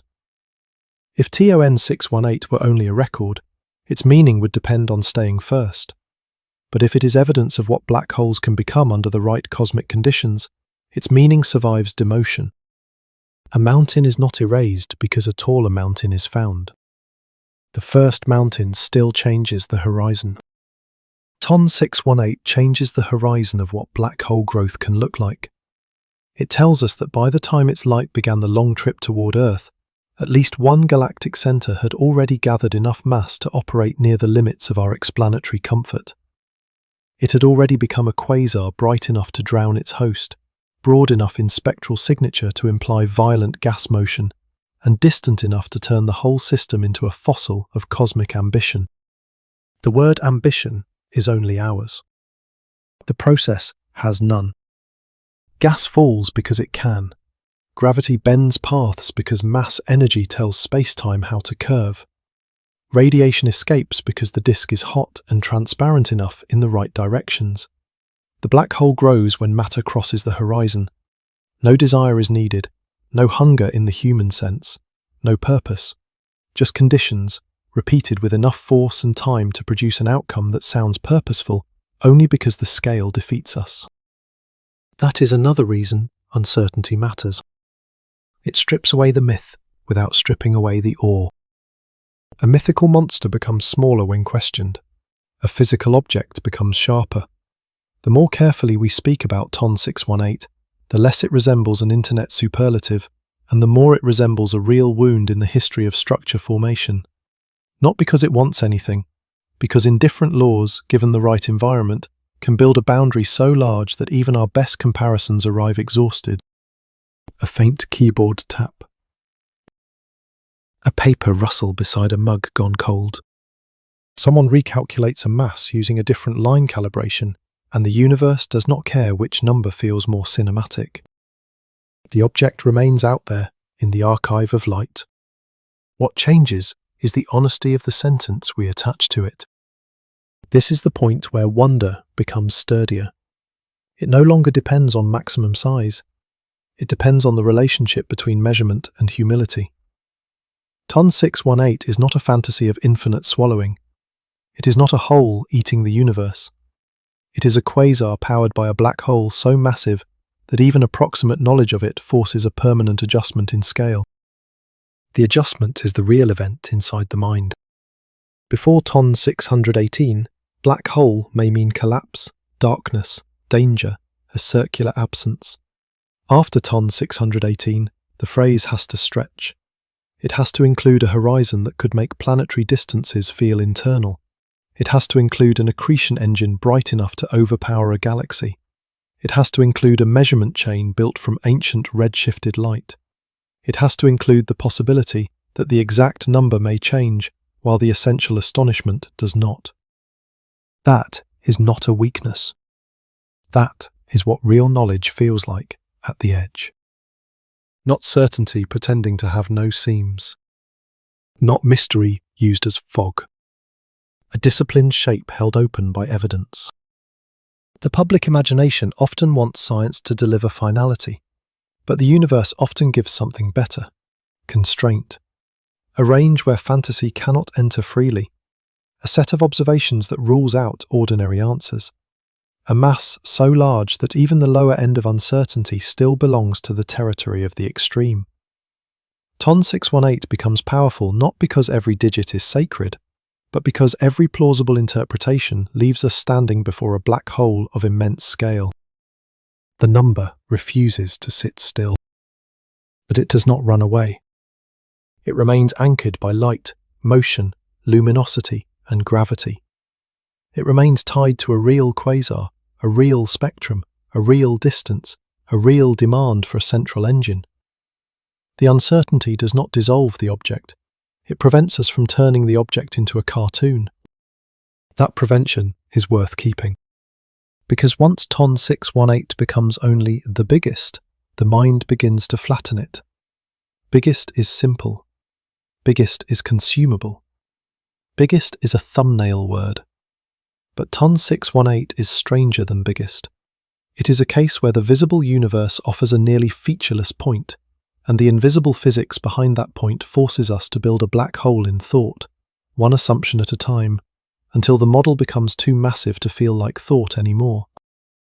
It becomes a place, or something worse than a place. A boundary so large that place starts to lose its normal promise. The blue-white dot returns again, but now it carries doubt as well as scale. Not doubt that empties it, doubt that deepens it. The mark is still small, the light is still ancient, the gas is still fast. The galaxy is still mostly hidden behind the glare of its own core. The black hole is still inferred from the violence surrounding it. The famous number still hovers there, enormous and unfinished. And unfinished may be the most honest way to leave it for now. Because TON 618 does not simply show us how large a black hole can be, it shows us that the largest things we know may enter the mind through measurements delicate enough to revise and strong enough to disturb us anyway. Disturbance is not only a reaction to size, it is a reaction to timing. A black hole can become enormous if the universe gives it enough fuel, enough mergers, enough time, and enough ways to lose the angular momentum that keeps matter safely circling. That sentence sounds almost reasonable until TON 618 is placed back where it belongs, not in the nearby universe, not as a late product of endless accumulation, but as a quasar whose light reaches us from deep cosmic history. The object is not merely large. It is large too early for comfort. That does not mean impossible. The universe is not obliged to stay within human comfort, but it does mean the formation story cannot be lazy. You cannot simply wave at time and say that enough of it passed. TON 618's ancient light carries a demand. By the time those photons left the quasar, the central black hole had already reached an ultramassive regime. The furnace was already burning. The surrounding gas was already moving fast enough to widen spectral lines into evidence. The host galaxy, though difficult to see beneath the glare, had already delivered matter into the centre with terrifying success. Growth had already won. The question is what it had to defeat. The first seeds of supermassive black holes remain one of the most important unsettled problems in cosmic history. One path begins with the first generations of stars. These stars may have been massive, short-lived, and chemically simple, born before the universe had been enriched by heavier elements. When such a star died, it could leave behind a black hole seed. Feed that seed for long enough, let it merge with others, embed it in a gas-rich young galaxy, and a central black hole begins its climb. But a stellar remnant starts small compared with TON 618. Small is relative here, but the gap is merciless. To grow from a seed of tens or hundreds of solar masses into tens of billions, the black hole has to eat with extraordinary persistence. It has to avoid being starved. It has to live in places where gas keeps arriving. It has to accrete efficiently, perhaps near the limit at which radiation from the feeding process begins to push back against more infall. It may need episodes where growth is faster than the simplest steady models allow. A seed is not enough. The environment must cooperate. There is another possibility, heavier from birth. Under special conditions in the early universe, a massive gas cloud might collapse more directly, avoiding fragmentation into ordinary stars and forming a much larger black hole seed. This kind of direct collapse seed would start the race far ahead of a stellar remnant. It would not solve every problem, but it would shorten the climb. It would give the universe a heavier beginning for the engines that later appear as distant quasars. Even then, birth is only the opening movement. A seed can be heavy and still die quietly if it is isolated from fuel. Growth needs a galaxy capable of feeding its center. Gas has to move inward across enormous differences in scale, from galactic reservoirs down to the sub-light-year regions where the accretion disk can take over. That inward transport is not automatic. Gas prefers to orbit. Rotation protects it. Angular momentum is a kind of refusal. So galaxies must find ways to break that refusal. A collision can disturb a system. A merger can pull gas from stable paths. Bars, spiral structures, turbulence, clumps, gravitational instabilities, and interactions can move angular momentum outward and let material drift inward. The process is not a straight drain. It is a long negotiation across scales, with matter passing from one kind of disorder into another until some fraction finally reaches the black hole's neighborhood. Picture a young galaxy not as a calm island of stars, but as a crowded construction site under gravity. Gas clouds collapsing. Star formation igniting. Supernovae stirring the medium. Dark matter holding the deeper well. Streams and clumps falling in from the cosmic web.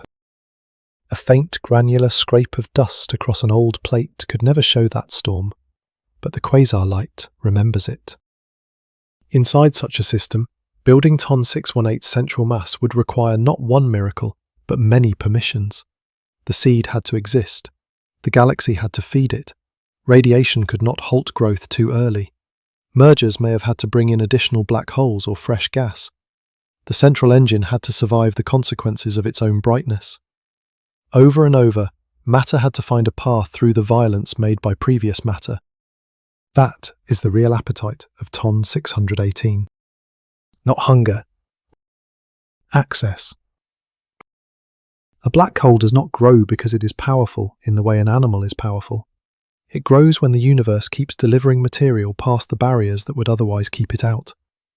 The event horizon is absolute once crossed, but getting matter to that boundary is difficult. Space is not a funnel. It is a system of motions, balances, supports, and resistances. The largest black holes are therefore not merely the deepest pits. They are the centers that history kept supplying. This makes TON 618 feel less like an isolated monster and more like a record of an entire environment. Its mass is not only its own property. It is a fossil of feeding conditions. It implies a host galaxy and surrounding cosmic neighborhood capable, at some stage, of delivering immense amounts of gas inward. It implies that the early universe, often imagined as primitive because it was young, was already capable of building structures of staggering complexity and violence. Young does not mean simple. The early universe was not a nursery in the comforting sense. It was hotter in memory, denser in structure formation, more crowded with assembly. Galaxies were colliding, gas fractions were higher, and the hierarchy of cosmic building was still aggressively underway. Under the right conditions, youth may not slow the rise of black holes. It may feed them. That is the reversal. TON 618 is not a contradiction to cosmic youth, because it grew despite the early universe. It may have grown because the early universe still had so much raw material in motion. But there is a cost hidden in that brightness. As the black hole feeds, the accretion disk shines. Radiation pushes on surrounding gas. Winds can drive material outward. Energy from the active nucleus can heat the galactic environment, changing how gas cools, collapses, or forms stars. The same central engine that demands fuel can poison the channels that deliver fuel. The system becomes self-limiting, not by morality or balance, but by pressure, heat, and momentum. A city that expands too fiercely can break the roads that supply it. A quasar can do something physically similar. It can announce a growth phase by making future growth harder. That is why the timing problem does not disappear, even if early galaxies were gas-rich. Feeding a black hole rapidly is not just a matter of having fuel nearby. Fuel has to remain usable. It must shed angular momentum. It must avoid being blown away or heated beyond easy collapse. It must reach the inner disk in spite of radiation from the same disk.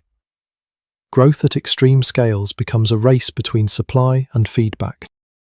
TON 618 tells us that, at least for a time, supply kept winning. The black hole may not have fed at the same rate forever. Quasar phases are episodes, not eternal conditions. Active nuclei can turn on and fade as fuel availability changes. A black hole may spend long periods dim and then flare into visibility when gas reaches the centre.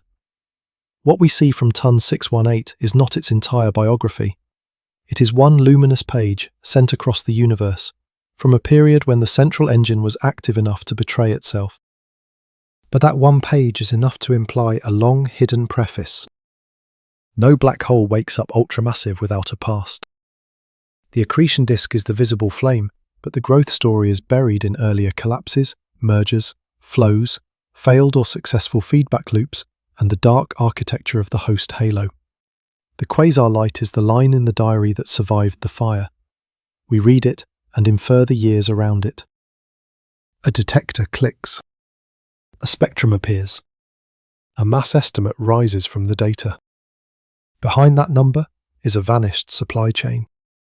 This is where TON 618 becomes more than a large black hole. It becomes a test of how quickly the universe can concentrate power. Not power as intent, power as organized mass, power as gravitational depth, power as the ability of one central region to turn infalling gas into a beacon visible across billions of years. And the answer is not reassuring. The universe can do it early. It can take clouds of hydrogen and helium, dark matter wells, collisions, radiation, turbulence and time, and assemble a centre so heavy that later observers struggle to explain its childhood. It can build an object whose event horizon would make familiar planetary distances feel internal, and it can do so in an epoch whose light reaches us as an ancient message. The blue-white dot returns again, but now it no longer hides only size, or time, or measurement uncertainty. It hides a childhood. It hides the stages by which ordinary matter lost its freedom. Gas became disk. Disk became heat. Heat became light.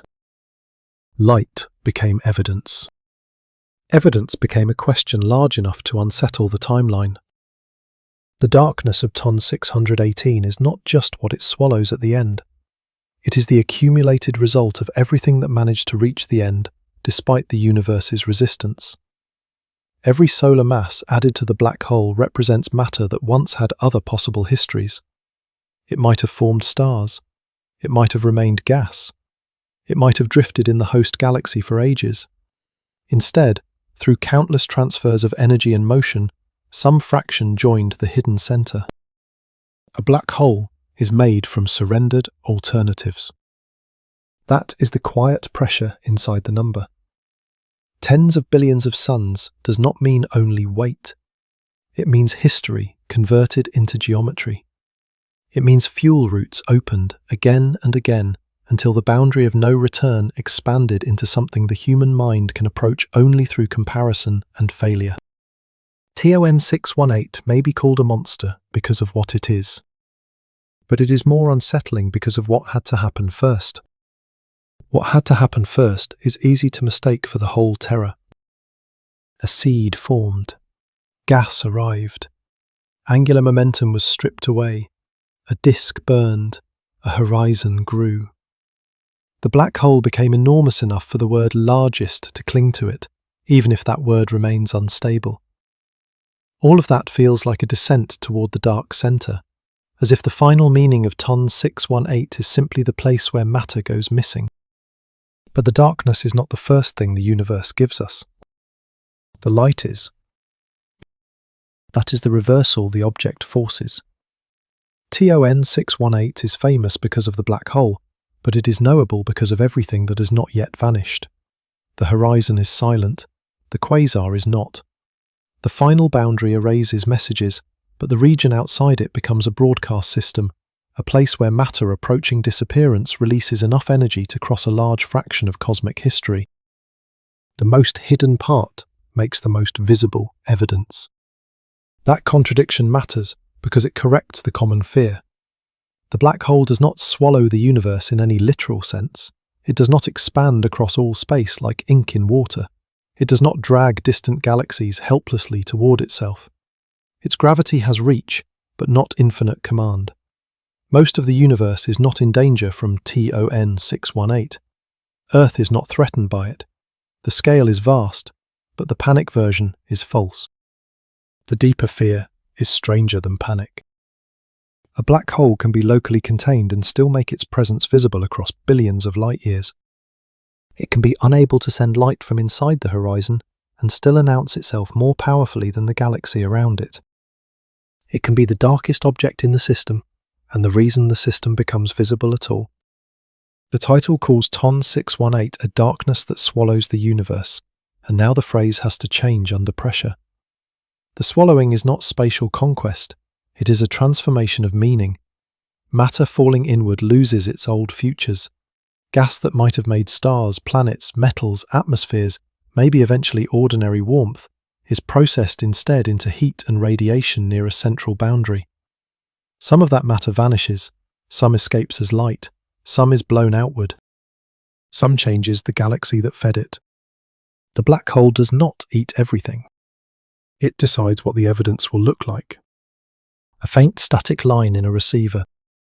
A spectral peak widened beyond comfort. A blue point that refuses to stay innocent. The object is not darkness with light around it as decoration. It is a system where darkness creates the conditions for one of the brightest known kinds of emission. That makes TON 618 less like a hole in the sky and more like an engine built around a forbidden center. The part we can never see organizes the part we can. This is the midpoint where the familiar picture breaks. Until now, the imagination has been moving inward, toward mass, toward the horizon, toward the scale of a boundary so large that light itself would need days to cross its associated radius. But TON 618 is not only a story of inwardness, it is also a story of outward consequence. The disk radiates outward. The broadline gas responds outward. Winds may carry energy outward. The quasar's glare crosses intergalactic distances and lands inside human machines. The black hole swallows by first making the universe speak. That line sounds paradoxical, only because we confuse the horizon with the whole system. The horizon is the silence. The quasar is the noise produced at the edge of that silence. Without the silence, the noise would not have the same power. Without the noise, the silence would have no name. This is why a dormant black hole can be almost anonymous. At the center of a galaxy, a huge black hole may sit for ages with little fuel nearby. Its gravity remains, its horizon remains. But if the surroundings are starved, the object can fade into practical invisibility at cosmic distances. It becomes a mass inferred from orbits, not a beacon screaming through the spectrum. Darkness without supply becomes quiet. TON 618 was not quiet when its light left. It was in a luminous phase, and that fact changes everything we can know. The black hole itself may be the final destination, but the quasar phase is the window. We are not seeing the whole life. We are catching the system during a moment when feeding made it legible. That should make the fame feel more fragile. The object did not owe us that moment. A quasar is an episode. A black hole can outlive its bright accretion phase by spans so long that the flare becomes almost a temporary fever. Matter supply changes. Gas is used, heated, expelled, or locked into stars. Galactic conditions evolve. The central engine may dim. The black hole remains, but the lighthouse goes down. What we call TON 618 is therefore not just a thing. It is a thing caught in an act. Ancient light preserves that act for us, but only because the timing aligned in the only way astronomy can exploit. Radiation escaped, crossed the expanding universe, and reached our instruments while we happen to exist with the tools to read it. There is almost no romance in the machinery itself. Gas is heated, electrons shift energy states, photons are emitted, wavelengths are stretched, mirrors gather light, detectors count events, computers reduce noise. Yet the result has a strange emotional weight, because the machinery lets us witness a phase that may be long gone at the source. The universe is not showing us TON 618 as it is now. It is showing us what the system confessed when matter near the centre still had light to spend. A confession is not the same as the crime. It is what escapes before silence. That is why the darkness cannot be understood alone. If every particle near TON 618 had crossed the horizon without radiating, there would be almost no story for us. The largest black hole could exist and remain unknown across such distance. It would be real, but practically absent from our maps. The famous monster depends on a failure of invisibility. Matter outside the horizon refuses to disappear cleanly. Physics makes it pay a luminous toll. The toll becomes the discovery. This reframe also changes the emotional shape of scale. The terrifying thing is not simply that the black hole is large, it is that the system converts gravitational depth into communication. The deeper the potential well, the more energy can be released by matter descending toward it. The event horizon is the end of outward testimony, but the descent toward it can become extraordinarily efficient at producing light. So the object is both an eraser and a writer. It erases the detailed futures of matter that crosses the boundary. It writes its own existence into radiation before that crossing. A black hole appears in human knowledge through the damage it does to the world outside itself.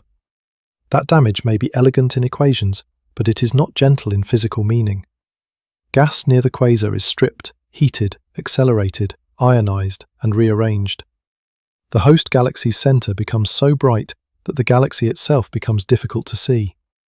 The object hides its surroundings by illuminating them too violently. A lighthouse again, but now the image is worse. The beam does not merely blind the coast. It is powered by the coast being fed into the machinery below. That is not literally a whole galaxy falling in. Most stars in the host do not plunge directly into the black hole. The point is more precise and more troubling. The central engine depends on galactic material losing its previous role and becoming fuel. Matter that belonged to the wider system is turned into accretion, radiation, wind, and growth. The galaxy does not vanish into the black hole, but its center can be reshaped by the process of feeding. The black hole is not the whole story. The relationship is. TON 618 forces us to see that a supermassive black hole is not simply located inside a galaxy like a stone inside fruit. It can become an active participant in the galaxy's evolution. When it feeds intensely, it can send energy back into its environment. It can heat gas, drive outflows, affect star formation, and alter the balance between collapse and dispersal. The center does not only receive history, it can return history changed. A low hum in the observatory. A cursor moving across a spectrum. The old light from TON 618 stops being a picture of appetite and becomes a record of exchange. This is the more adult form of the darkness, not a monster consuming everything, a feedback system, a central boundary that cannot be seen directly, surrounded by matter bright enough to reveal it, violent enough to obscure its home, powerful enough to affect what the host galaxy can become. The word swallows survives only if it becomes more careful. TON 618 swallows futures locally. It swallows the possible outward paths of whatever crosses its horizon. It swallows the old identity of gas that becomes part of the accretion flow. It may swallow attention too, because the quasar's glare overpowers the host and makes the hidden galaxy harder to recover. But the universe is not simply being eaten. It is being edited near the center. Some material is lost behind the boundary. Some escapes as light. Some is pushed back into space carrying energy and momentum. The system does not reduce cleanly to consumption. It is more like a furnace attached to a locked door. Whatever passes through the door is gone from view, but the furnace before it can illuminate the sky. This is why the blue point still matters. At first it seemed too small for the claim. Then it became a quasar. Then an ancient signal. Then evidence of a vast horizon. Then a measurement problem. Then a formation problem. Now it becomes something sharper, a visible contradiction produced by invisibility itself. The darkness of TON 618 is not known despite the light. It is known because of the light. That is the hinge. After this, the question can no longer be only how large the black hole is. The harder question is what such an engine does to the world that made it possible. What galaxy sits behind the glare? What gas survived the central furnace? What outflows carried energy into the surrounding medium? What parts of the host's history were brightened, delayed, hidden, or erased by the same nucleus that allowed us to discover it? The largest darkness in the story is not the absence at the center. It is the amount of context the brightness takes away. The context is where the next loss happens. A galaxy should be one of the most generous things in the universe to the imagination. Give the mind a spiral or an elliptical body of stars, and it can begin to locate itself. There is a center, a halo, a disk, a history of mergers, star formation, gas, dust, old light, young clusters, the slow architecture of gravity holding generations of matter together. A galaxy feels like a world too large to enter. But around TON 618, the center overwhelms the world. The quasar is so bright that the host galaxy becomes difficult to separate from the glare. The very light that allows us to identify the central engine also washes over the evidence of the larger structure that fed it. We can infer that a galaxy is there because quasars live in galaxies, because black holes of this scale grow in galactic centers, because matter had to arrive from somewhere. But seeing that host cleanly is another matter. The lamp blinds us to the room. That is not just an observational inconvenience, it changes the emotional balance of the object. The black hole has already swallowed matter. The quasar has already drowned the visual field. Now the host itself becomes a kind of missing body in the story, present by necessity and hidden by the violence of its own nucleus. A distant galaxy has been reduced to its center's scream. The word scream is imperfect, because no sound crosses intergalactic space, but as a physical analogy, it earns its place. The quasar floods the electromagnetic record. It shouts in light, where the host would whisper in starlight. 100 billion stars may be there, or more, spread across a structure with age and shape and chemical memory. Yet from our position, the active nucleus dominates the image so strongly that the surrounding galaxy becomes background to a point. This is what extreme brightness can do. It does not always reveal. Sometimes it erases. On Earth, brightness often means safety. A match in a dark room, a porch light, a headlamp on a trail. We are used to light as rescue, as orientation, as the thing that gives objects back their edges. But astronomical light can behave differently. Too much light from one source can destroy contrast. It can flatten neighbouring detail. It can make a complex environment appear simple because the detector, like the eye, has been forced to listen to the loudest signal. TON 618 is a lesson in overexposure. The galaxy did not vanish. Our access to it did. That distinction is important. The host is not imaginary. It is just hard to recover beneath the active nucleus. Observers can model, subtract, and search for the extended light around a quasar. With sufficient resolution, wavelength coverage, and careful analysis, the host can sometimes be teased apart from the central point. But for a remote, luminous quasar, the problem is severe. The nucleus is compact and brilliant. The galaxy is extended and faint by comparison. Distance compresses both. Then the quasar wins the argument. A mirror collects ancient photons. A detector registers a small, bright core. Around it, the hidden shore of the galaxy almost refuses to rise from the glare. There is a quiet tragedy in that arrangement. The host galaxy is not a minor setting. It is the condition that made TON 618 possible. Without a deep gravitational environment, without gas reservoirs, without mergers or instabilities, or some path to funnel matter inward, the central black hole could not have reached its famous scale. The galaxy is not scenery. It is the supply system, the birthplace, the weather, the archive. And yet the center takes the frame. This is not only true in images, it can happen in thought. Once a black hole becomes famous, the galaxy around it becomes nearly invisible to the public imagination. We talk about the monster. We measure the mass. We rank the horizon. We compare it to the solar system. The host becomes a vague container, a forgotten structure behind the headline. TON 618 encourages that mistake because its nucleus genuinely dominates what we receive. But an ultramassive black hole is not an isolated achievement. It is the most concentrated sentence in a much longer book. Every solar mass in the central black hole had to come from somewhere. Some came through accretion. Some may have arrived through black hole mergers. Some belonged to gas whose earlier possibilities were changed.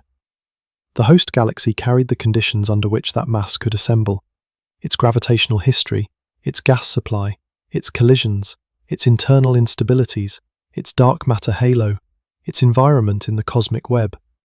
All of these are part of the black hole's biography. The center looks alone only because the glare has stripped away the witnesses. This should make the blue point feel less clean. It is not a neat symbol of one object. It is a compression of unequal visibility. The quasar is loud. The host is muted. The black hole is unseen. The accretion disk is inferred through brightness. The galaxy's starlight is partly buried. The whole system reaches us not as a balanced portrait, but as an argument where one participant has seized the microphone. That is why the host matters, even when it is hard to see. A quasar is not merely a black hole with a halo of light. It is a phase in the life of a galaxy's nucleus. It belongs to the exchange between central gravity and surrounding matter. When the black hole feeds, it can return energy to the galaxy. When the galaxy evolves, it can feed or starve the black hole. The relationship is circular in the harshest sense. The host builds the center. The center can reshape the host. The brightest thing in the galaxy may also be the thing that makes the galaxy harder to become itself. This is the heart of feedback. An active galactic nucleus can inject energy into its surroundings through radiation, winds, and sometimes jets. That energy can heat gas, push it outward, stir it, ionize it, prevent it from cooling efficiently, or in some contexts compress it and trigger new star formation locally. The effect depends on scale, geometry, timing, and environment. It is not a single, simple verdict, but the principle is powerful. The central black hole is not a passive drain. It can influence the future supply of stars. A black hole cannot care whether a galaxy forms stars. Physics can still make it matter. The galaxy around TON 618, partly hidden by the quasar's glare, becomes a missing witness to that exchange. We want to know what kind of host could hold such a center, how massive it was, how disturbed, how gas-rich, whether mergers helped drive fuel inward, whether the quasar's energy was already expelling or heating material, whether the same conditions that fed the black hole were also changing the galaxy's ability to make new stars. The object asks for the host, then makes the host hard to read. That is not a failure of the story. It is the story's next pressure. Because TON 618 is not merely an extreme in mass, it is an extreme in observational imbalance. The part we most want to understand has become bright enough to hide the system that explains it. A less active nucleus might reveal the galaxy more easily, but tell us less about the black hole's feeding. A brighter quasar tells us more about the engine, but steals contrast from the larger body. Knowledge arrives with a cost built into the signal. The lighthouse again stands on the coast, but the beam is now so intense that the shoreline becomes hypothetical. We know land must be there. We may glimpse pieces of it. We may model the haze around the beam. But the direct experience is dominated by the lamp. Its purpose, in the analogy, is not to guide sailors. It is to burn with the energy of matter falling toward a horizon. And the shore is the thing that paid for the light. This image should not be stretched into melodrama. A galaxy is not a victim in the human sense. It does not suffer. It does not lose identity with grief. But matter has histories, and those histories can be redirected. Gas that might have cooled into star-forming clouds can be heated or expelled. Material that might have remained part of the wider interstellar medium can be driven inward. Regions near the active nucleus can be transformed by radiation fields far beyond anything a quiet galaxy would produce. The host is not dead behind the quasar. It is being outshone by one of its own organs. That sentence carries the proper discomfort. A galactic nucleus is not foreign to the galaxy. It is not an invader from elsewhere. It is central, grown with the system, dependent on it and capable of altering it. TON 618's black hole is not outside the galaxy doing violence to it. It is the galaxy's own centre, intensified until the rest becomes difficult to see. That makes the object feel less like a monster at the edge of creation, and more like an internal imbalance brought to cosmic scale. A centre so bright, the body disappears. A core so powerful, the surrounding history becomes a faint subtraction problem. A black hole so massive that its host is both necessary and nearly absent from the first image. There is an unease in that, because it mirrors a familiar pattern without needing to announce it. Many systems hide their dependencies by concentrating attention at the point of output. A city skyline hides the power grid, the water table, the farms, the labour, the shipping lanes. A screen hides the mines and cables behind it. A flame hides the forest it consumed. We see the bright result and forget the supply chain. TON 618 is the cosmic version, with no moral, only scale. The bright point is the output. The host galaxy is the hidden infrastructure. The black hole is the locked centre where some of that infrastructure vanishes from view. If we could see the host clearly, the story would widen. The quasar would no longer seem like an isolated dot, but a phase inside a vast gravitational organism. Starlight would surround the nucleus. Gas structures might hint at disturbance or maturity. The central engine would be placed back into its setting. The monster would regain its birthplace. But from Earth, through distance and glare, the setting is partially withheld. So the mind has to hold two truths at once.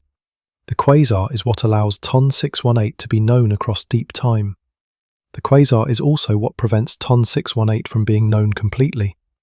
Its brilliance is both evidence and obstruction. Its light is a gift with a blind spot at the centre. The detector receives the point. The model subtracts the point.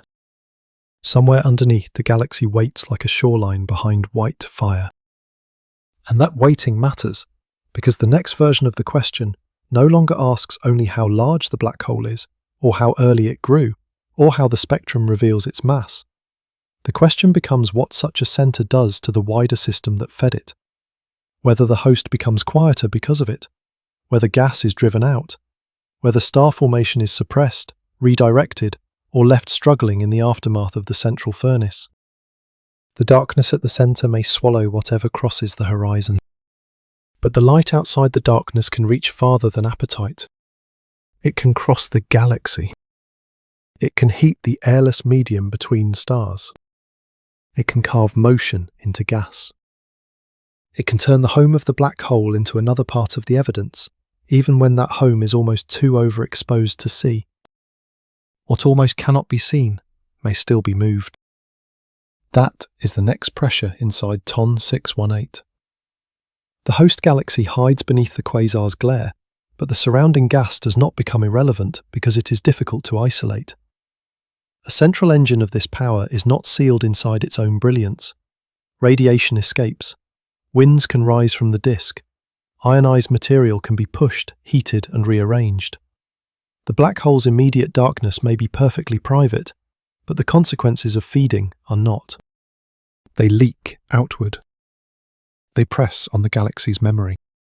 Around an active galactic nucleus, gas can become a record of force. It can shine because it has been ionized by the central source. It can move because radiation and magnetic processes have driven it away. It can spread into structures far larger than the event horizon, far larger than the accretion disk, sometimes large enough that the black hole feels less like a point and more like a weather system imposed on galactic scale. That is not because the black hole reaches out with a hand. It is because energy has carriers. Photons carry momentum. Hot plasma carries pressure. Winds carry mass, energy, and direction. Magnetic fields can help organize flows. A quasar is not just a lamp. It can become a mechanism for moving material that would otherwise have belonged to the slower life of the galaxy. The horizon swallows inward. The quasar answers outward. This outward answer is where TON 618 becomes stranger than a mere giant. Its enormous mass would already be enough to hold the mind. Its ancient light would already be enough to bend the sense of time. But the luminous environment around it suggests a more difficult picture. A central black hole can influence matter at distances that make the horizon seem almost like the smallest part of the story. The famous boundary is measured in light days. The consequences can reach across galactic distances. A quiet spectrograph reads the point. A line rises, then another, and somewhere in the spread of light is not only velocity near the centre, but the condition of gas farther out. Gas illuminated by the engine. Gas carrying the imprint of a nucleus too bright to remain local. There is a body scale way to understand this, though the body itself would never survive the analogy. Stand near a fire, and the danger is not only the flame. Heat changes the room. Smoke marks the ceiling. Air currents move. Wood dries before it burns. Surfaces that never touch the flame still enter its influence. The fire has a geography larger than its visible edge. A quasar has a geography of consequence. Around TON 618, the central furnace can shape gas far beyond the last stable orbits and inner disk. The broadline region belongs close to the nucleus, where clouds move quickly under the central gravity. Farther out, slower gas can form narrow emission regions, responding to radiation from the active core. On larger scales, ionized halos or outflowing structures may preserve evidence that the nucleus has been sending energy into its surroundings. The black hole is not seen directly. Its neighborhood becomes its handwriting. That handwriting is complicated. Not every bright quasar produces the same outflows. Not every outflow has the same geometry. Some active nuclei launch narrow jets. Some drive broad winds. Some deposit energy efficiently into surrounding gas. Some let much of that energy escape into space. The effect on star formation can vary. It can suppress cooling by heating gas, expel material from the central region, or in certain places, compress clouds enough to encourage collapse. The universe does not give one simple moral. It gives mechanisms in competition. For TON 618, this matters because an ultramassive black hole cannot be treated as a final object sitting at the end of a supply chain. Once it feeds intensely, it may begin to regulate the chain itself. The host galaxy provides the fuel, but the active nucleus can disturb the reservoir. Growth becomes entangled with limitation. The larger the central engine burns, the more it can alter the future conditions under which burning continues. The furnace does not only consume fuel, it changes the house that stores it. This is the deeper meaning of feedback. It is not balance in the comforting sense, it is consequence returning to its source. Gas falls inward and releases energy. That energy pushes outward and changes other gas. Changed gas may form fewer stars, or reach the center less easily, or be stirred into new conditions. The black hole grows from the galaxy, then helps decide what kind of galaxy remains available to grow it. No intention is required. No plan. Only the cruel efficiency of linked processes. A small active center can influence a large system because the energy released by accretion is so extreme. Nuclear fusion in stars is powerful, but black hole accretion can convert infalling mass into radiation with extraordinary efficiency. That is why a region far smaller than a galaxy can rival or exceed the galaxy's starlight. That is why a point on a detector can overpower the extended glow around it. That is why the hidden center becomes an environmental force. The scale mismatch is the unsettling part. A relatively small central region, cosmically speaking, can interfere with a structure containing billions of stars. The black hole itself is not bigger than the galaxy. The accretion disk is not bigger than the galaxy. But the energy released in the nucleus can travel, couple to gas, and leave a record across distances the event horizon will never physically occupy. TON 618 does not swallow the host whole. It may still change what the host can do. That is a more precise darkness, and more useful than the myth. A galaxy does not need to be devoured to be altered. It can be heated, starved, stirred, cleared from the inside. Its gas can be lifted away from the quiet, dense phases where stars form. Its central regions can be flooded with radiation. Its future can be revised without any visible bite mark. The invisible conditions that make stars possible are fragile. Cold gas must remain cold enough. Dense regions must stay dense enough. Clouds must collapse faster than they are shredded, heated, or dispersed. The difference between a star-forming galaxy and a quieter one can depend on whether gas can cool, settle, and keep its structure. A quasar puts pressure on those conditions. It is not only a bright object inside a galaxy, it is an argument with the galaxy's ability to turn gas into future light. A faint hiss from cooling electronics.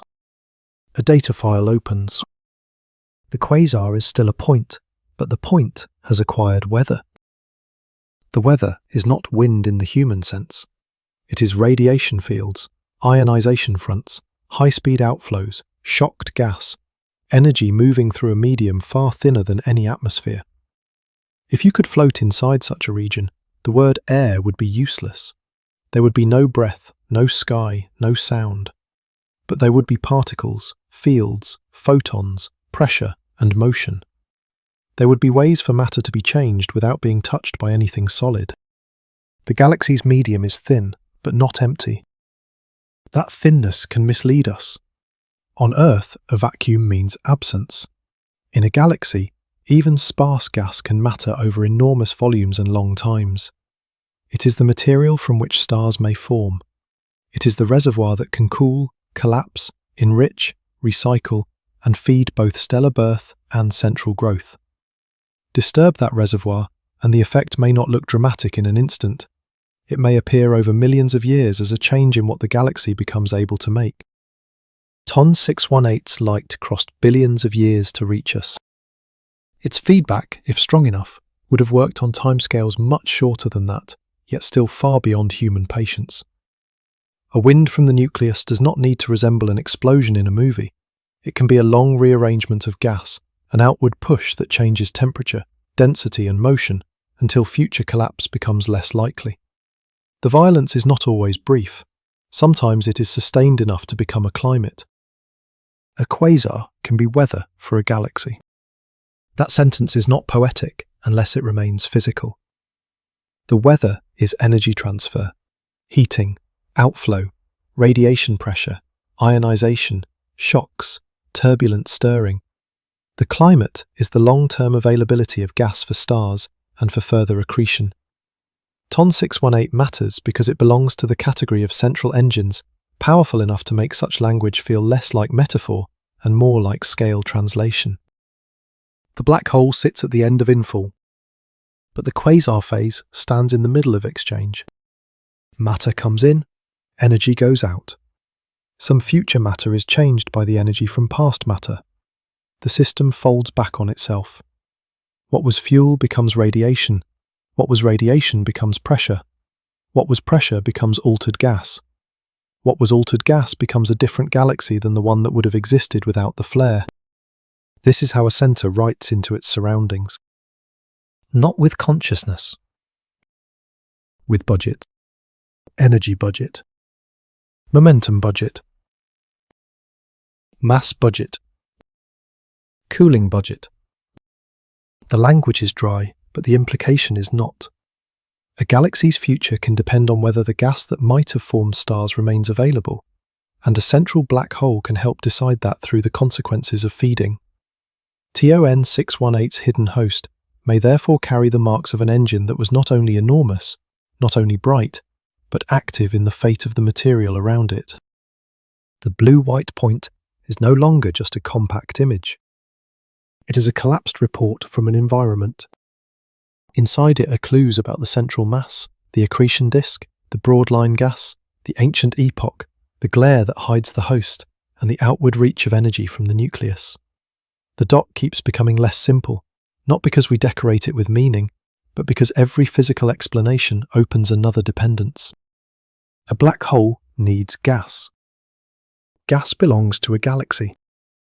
A feeding black hole changes gas. Changed gas changes the galaxy. The galaxy changes the black hole's future. This loop is the halo around the furnace, not a visible ring you can draw cleanly, but a zone of influence where the central engine's power stops being merely local. The event horizon is the point of no return. The surrounding light is the point of revelation. The wider gas is the point where revelation becomes consequence. And somewhere behind the glare, the host galaxy remains partly hidden, carrying the answer to a question the quasar itself makes difficult to ask. What did the furnace leave behind after it brightened? What it left behind cannot be separated from how it fed. A black hole of TON 618's scale tempts the imagination toward pure intake. Matter goes in, the horizon grows, the center becomes heavier. The story feels simple because the end point is simple. Crossing the boundary removes the matter from the visible universe.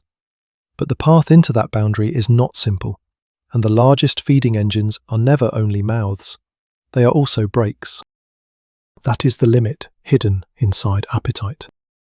For gas to fall inward, it must lose energy and angular momentum. For the black hole to grow quickly, enough of that gas must keep moving toward the center. But as the gas descends, it heats and shines. The radiation does not merely leave as a harmless announcement. It pushes, it ionizes, it transfers momentum. It can lift matter into winds and press against the very supply that allowed the quasar to burn. The engine fights its own fuel line. This is why extreme accretion has a natural tension. There is a scale, often discussed through the Eddington limit, where the outward pressure of radiation balances the inward pull of gravity for ionized gas under idealized assumptions.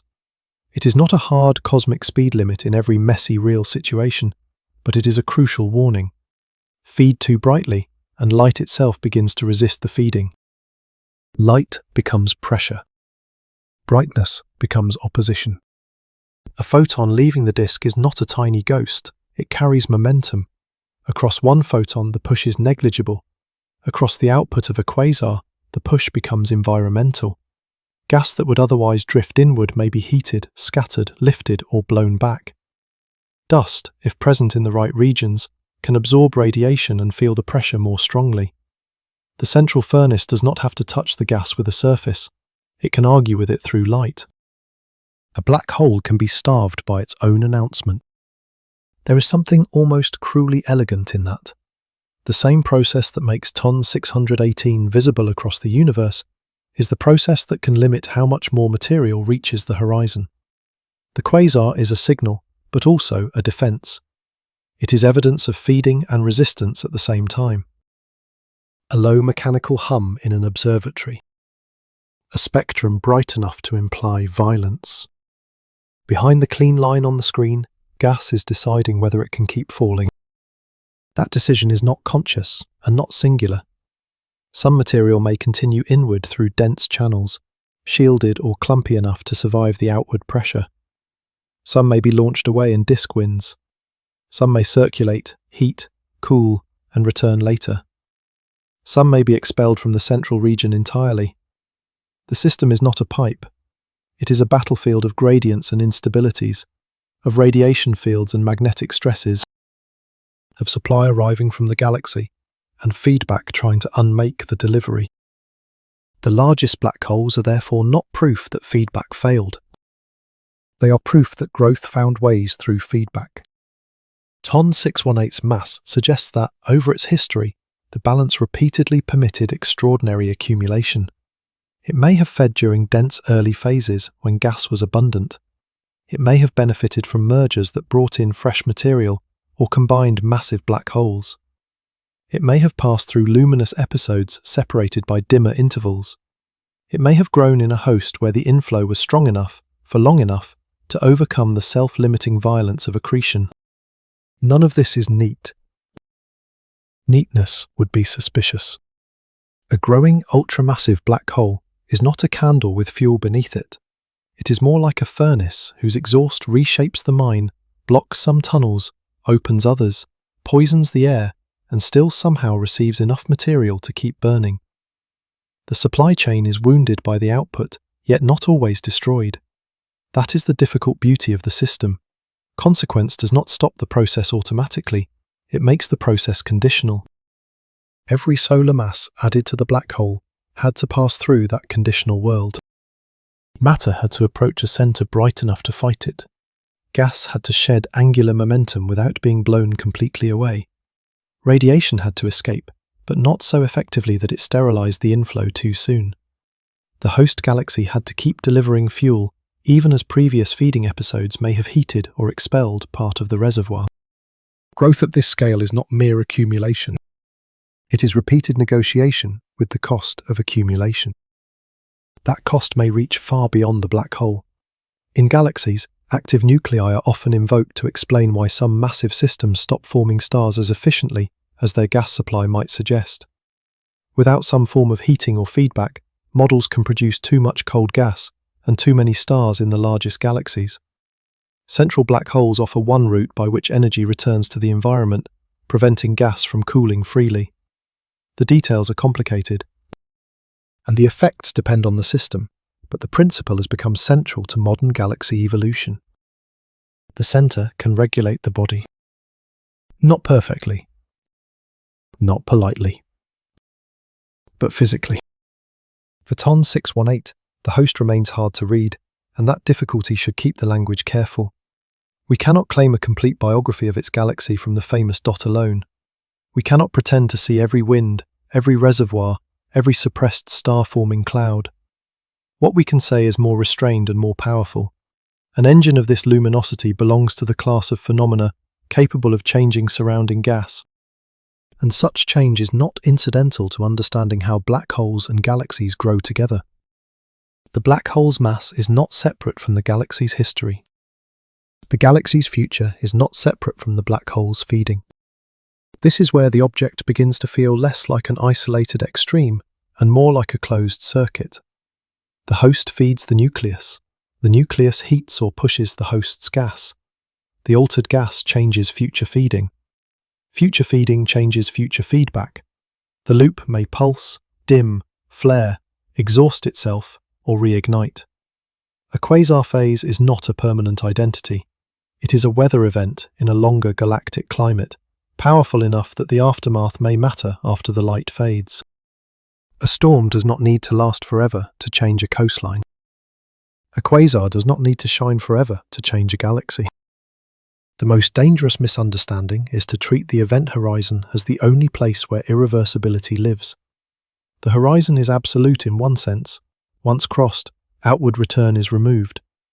But other irreversibilities can occur outside it. Gas heated and expelled from a galaxy may not simply fall back. Star formation prevented in one epoch cannot be perfectly replayed later. A merger that drives matter inward changes orbits forever. A black hole that grows changes the gravitational center from then on. History, too, has horizons. Not the mathematical kind. The kind where a system cannot return to what it would have been. TON 618's central black hole is made of such crossings. Matter crossed the actual horizon. Energy crossed outward into space. Gas may have crossed thresholds of heating, escape, or collapse.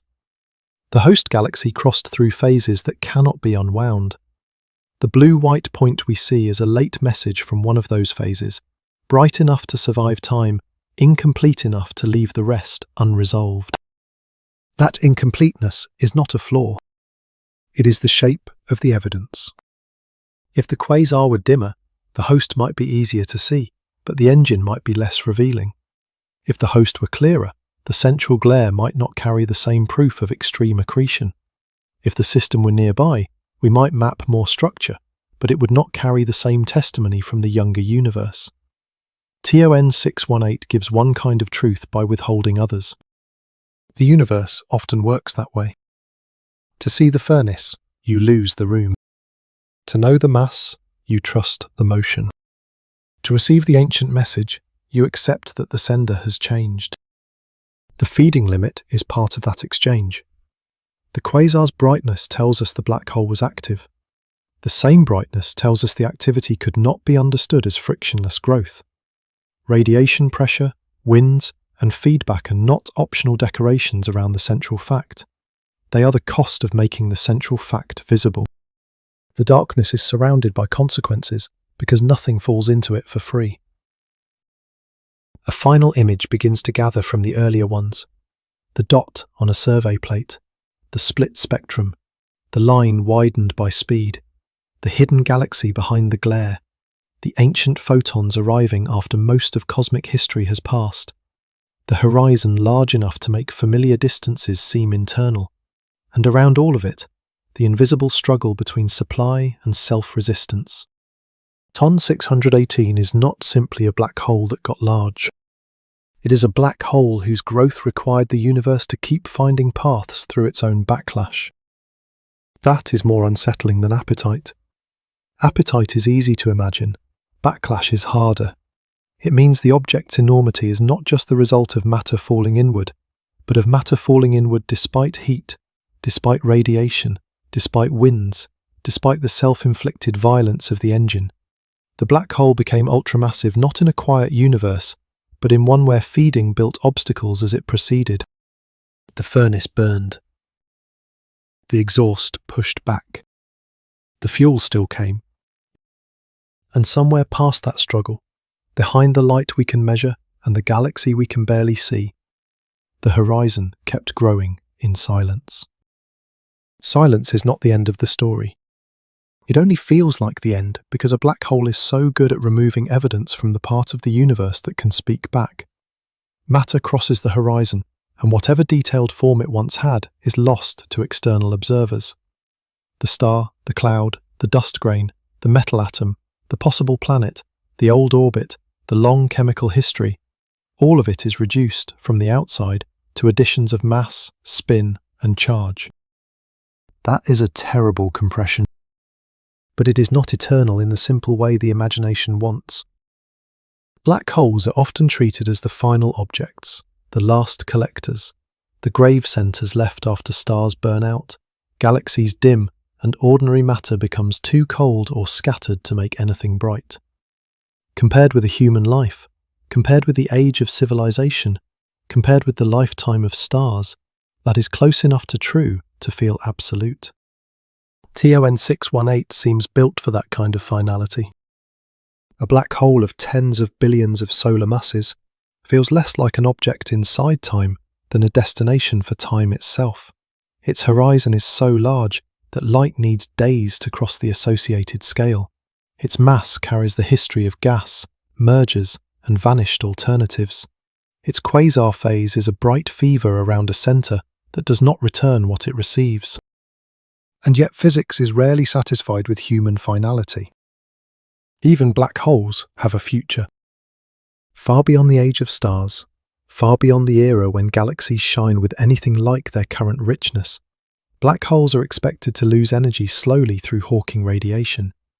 Not because anything escapes from inside the horizon in the ordinary sense, but because quantum fields near horizons make the vacuum less empty than common language allows. The effect is unbelievably weak for a black hole as massive as TON 618. Its temperature would be far colder than the cosmic microwave background today. It would not evaporate while the universe still bathes it in more radiation than it gives away.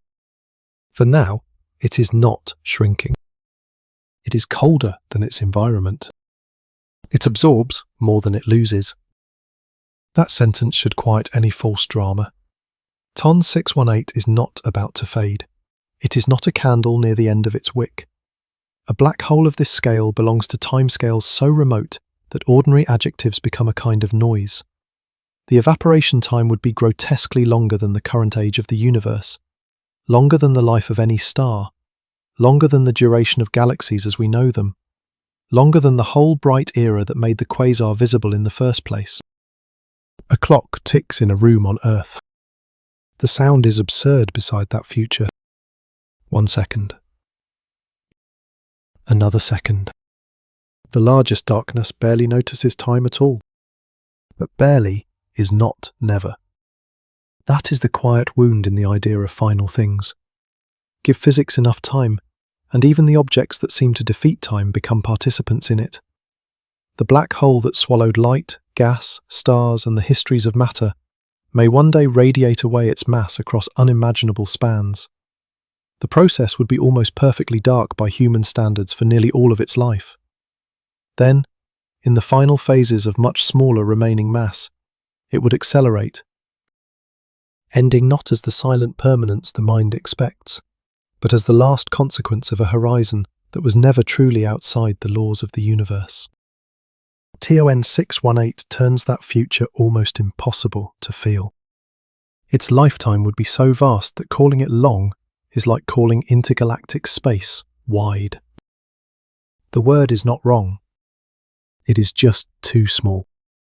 To make the scale bodily, begin with a human night, 8 hours in a dark room, then a lifetime, then all recorded history, then the time since the first animals moved through ancient seas, then Earth's age, then the sun's remaining life, then the era when the last ordinary stars will fade. Still the black hole remains. Still its temperature is almost nothing. Still its horizon keeps the old histories folded into a mass that changes too slowly for any living thing to witness. Civilizations could rise and vanish in numbers too large to count, if any existed in those eras, and the change would still be effectively zero. This is not immortality. It is delay so extreme that it masquerades as eternity. That distinction matters because it changes the emotional meaning of TON 618. The black hole is not only a violent centre in the early universe, it is also a future relic.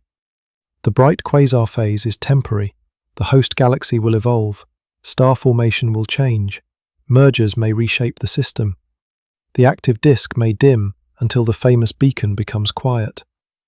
What remains is the black hole, larger than the luminous episode that revealed it, carrying its accumulated mass into epochs where light becomes rarer and the universe cools toward a thinner, emptier condition. The brightest things become the longest shadows. A quasar burns because matter is falling. When the fuel is gone or inaccessible, the blaze ends. The same object that once outshone its galaxy may eventually become almost invisible, not because it has become less massive, but because there is little left nearby to make its gravity legible in light. It would sit as a vast, dark inheritance from a more active universe, a centre that remembers a time when gas was abundant enough to feed it and bright enough to betray it. A galaxy can become old. A black hole can outlive the galaxy's visible confidence. That is where TON 618 stops feeling like a monster and begins to feel like an archive. Its mass is not just mass. It is a record of everything that crossed inward. It is a ledger without names. No individual atom keeps its story in a way we can read. No lost cloud remains identifiable.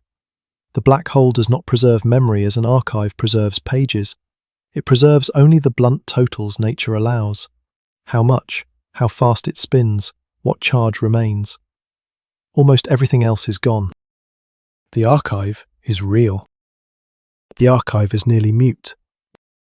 That muteness is what makes it so disturbing. Human memory depends on detail. A ruin matters because walls remain. A fossil matters because shape survives. A manuscript matters because marks still carry intention across time. A black hole is a different kind of remnant. It is what is left when the detailed biography of matter has been crushed out of the visible record. The universe has converted history into a parameter. Massachusetts. Spin. Boundary. Silence. And then, in the farthest possible future, even that silence is not perfectly safe. Hawking radiation suggests the boundary will not remain forever. The black hole will very slowly lose the mass that made it seem permanent. Not as a reversal, not as restoration. The swallowed histories do not come back as themselves. No star reappears. No gas cloud is reassembled. No planet is returned to orbit. The evaporation, if this understanding holds, is not mercy. It is the final dispersal of a ledger already stripped of names. A soft crackle of static. A cold detector waiting for photons that will never arrive in any human age. Somewhere in the future, the greatest darkness becomes thinner than memory. This is the grave of the brightest things. Not a graveyard in space, not a field of cosmic tombstones, but a sequence written by physics.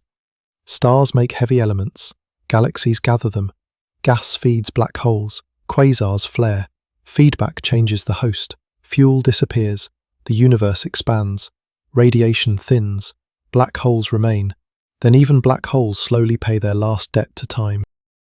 TON 618 belongs near the beginning of that sequence and near its end. We see it in an ancient bright phase, yet what it represents is one of the longest-lived forms the universe can make. It is both flare and residue. It is a youthful message from a cosmic epoch still rich enough to feed monsters, and it is a preview of the dark inheritance that may dominate when the bright structures have aged away. That double identity is the hardest thing to hold. The object we know by light is destined, in the broadest picture, for darkness. The object famous for darkness is known only because it once burned. Every earlier image now changes. The blue-white point is not simply small, it is temporary. The spectrum is not only evidence of motion, it is a surviving fragment of a vanished phase. The hidden galaxy is not only overexposed, it is a body moving through its own finite life. The horizon is not only a boundary of no return, it is also, across impossible time, a surface associated with a temperature, a slow leak, a future disappearance so delayed that permanence becomes a misunderstanding of scale. TON 618 swallows. TON 618 shines. TON 618 waits. And somewhere past waiting, if the laws we trust continue to hold, TON 618 fades. That fading does not make the black hole less terrifying. It makes the universe larger than terror.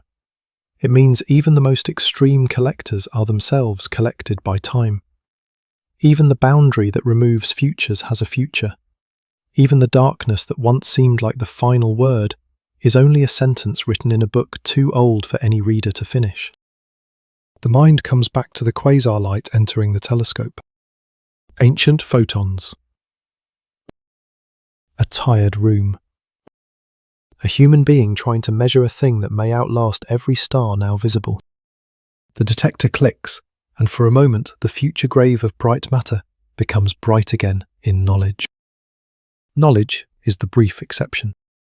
For almost all of its existence, TON 618 is not available to us. The black hole cannot be entered and reported from. The quasar cannot be approached. The host galaxy cannot be held in a complete image without glare, distance, redshift, and time interfering with the act of seeing. Even the version we receive is not the object as it is now, but an old emission, stretched by expansion and translated through instruments. And still, something made it through. That may be the strangest part of the entire story. Not that the universe can build a black hole this large. Not that gas can burn so brightly before vanishing. Not that a galaxy can hide behind its own centre. But that a mind on a small planet can assemble any of this at all, from light that should have been almost nothing by the time it arrived. A photon crosses billions of years. A mirror catches it. A detector notices. A human question changes shape. There is a tendency to speak about astronomy as if it were the enlargement of sight. Better telescopes, deeper images, sharper maps. That is true, but incomplete. Astronomy is not only seeing farther, it is learning how little sight means by itself.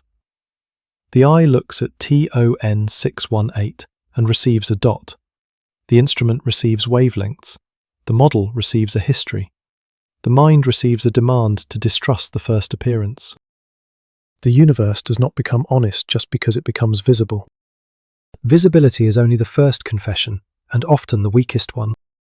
TON 618 teaches this with unusual severity. The image says one thing, the spectrum says another, the distance says something else. The mass estimate depends on motion hidden inside light. The host galaxy exists behind the glare but does not offer itself cleanly. The quasar phase tells us about a past condition, not a present portrait. The future of the black hole stretches beyond the bright age that made it famous. Every layer is real. No layer is complete. This is not a failure of science. It is the condition under which science becomes necessary. If the world gave itself directly, if light arrived with labels attached, if scale looked like scale and time looked like time, then wonder would be simpler and knowledge less heroic. But TON 618 belongs to a universe where the most important facts can arrive disguised as small ones. A blue dot. A widened line. A brightness too concentrated. A number with uncertainty still breathing inside it. From those fragments we build a gravitational object larger than ordinary intuition can survive. The act is almost reckless, except that it is disciplined. Every conclusion is tied to a measurement. Every measurement is tied to a method. Every method has limitations that must be remembered, or the whole thing becomes myth. The danger is not imagination. The danger is imagination without accountability. That is why TON 618 is a useful antidote to both boredom and fantasy. It is too extreme to be ordinary, and too constrained to be made into anything we like. It cannot become a wandering cosmic predator without violating gravity. It cannot become a neatly photographed abyss without violating distance. It cannot become an exact, final record holder without violating measurement uncertainty. It cannot become pure darkness without ignoring the light that revealed it. The object keeps refusing the easiest version of itself. That refusal is what makes it feel alive in thought. The largest black hole is not simply the largest. It is an argument between appearance and inference, between image and physics, between scale and humility. It asks the viewer to stop trusting the size of a thing as it appears and begin trusting the consequences it leaves in the evidence. That shift is not small. Most of human life is built on local vision. We know a cup because we can touch it. We know rain because it hits the roof. We know night because the room darkens. We know danger because the body tightens before the explanation arrives.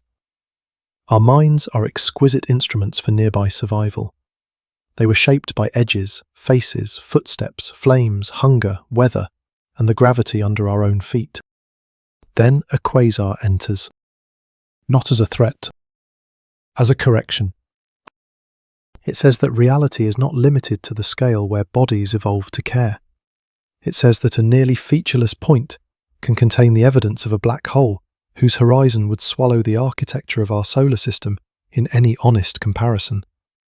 It says that light can be ancient without looking old. It says that the brightest thing in an image may be hiding more than it reveals. A quiet room. The muted click of a keyboard. A spectrum on a screen, and behind it, a system no nervous system was designed to imagine. This is where TON 618 becomes a mirror, though not a sentimental one. It does not tell us that we are small in the usual cheap way. Smallness is obvious. The universe has been humiliating human scale for centuries. TON 618 says something more precise. We are dependent on conditions of knowing as fragile as the conditions of living. To live, we need atmosphere, warmth, pressure, chemistry, a stable star, a planet that has kept enough of its accidents from becoming final. To know, we need light that escaped, instruments that survived, models that work, language that can hold uncertainty without collapsing into vagueness, and enough discipline not to turn every enormous fact into a fable. Both forms of dependence are easy to forget from inside them. A person breathes without honouring the atmosphere. A viewer sees a dot without honouring the photon's journey. A civilization uses knowledge without always remembering how narrow the doorway was. TON 618 came through that doorway as a signal. It was not meant for us. No cosmic intention aimed it at Earth. The quasar did not send a message in the human sense. Matter fell inward, heated, radiated, and some of that radiation travelled through a changing universe until a fraction of it crossed our instruments. Meaning was added at the receiving end by beings who had learned to read physics into light. That should not make the meaning feel false. It should make it more astonishing. The universe does not need to write in words for it to be legible. It writes in spectra, curvature, redshift, abundance, temperature, timing, polarization, motion. It writes in the stubborn regularity of laws that allow ancient photons to remain interpretable after travelling farther than any human-made object ever will. The fact that the message is not intentional does not make it meaningless. It makes the act of reading stranger. We are not receiving a letter. We are reconstructing a fire from the surviving ash of light. And the reconstruction changes us because it forces humility without surrender. Humility because we never possess TON 618 directly. We hold models, estimates, images, spectra, comparisons, and caveats. Without surrender, because those partial tools are still powerful enough to reveal one of the most extreme black holes known. We do not need perfect access to learn something true. We need disciplined contact with what can be measured. That may be the quietest form of courage in science. Not claiming the whole. Not giving up because the whole is inaccessible. TON 618 remains distant, ancient, and partly hidden. It keeps its present from us.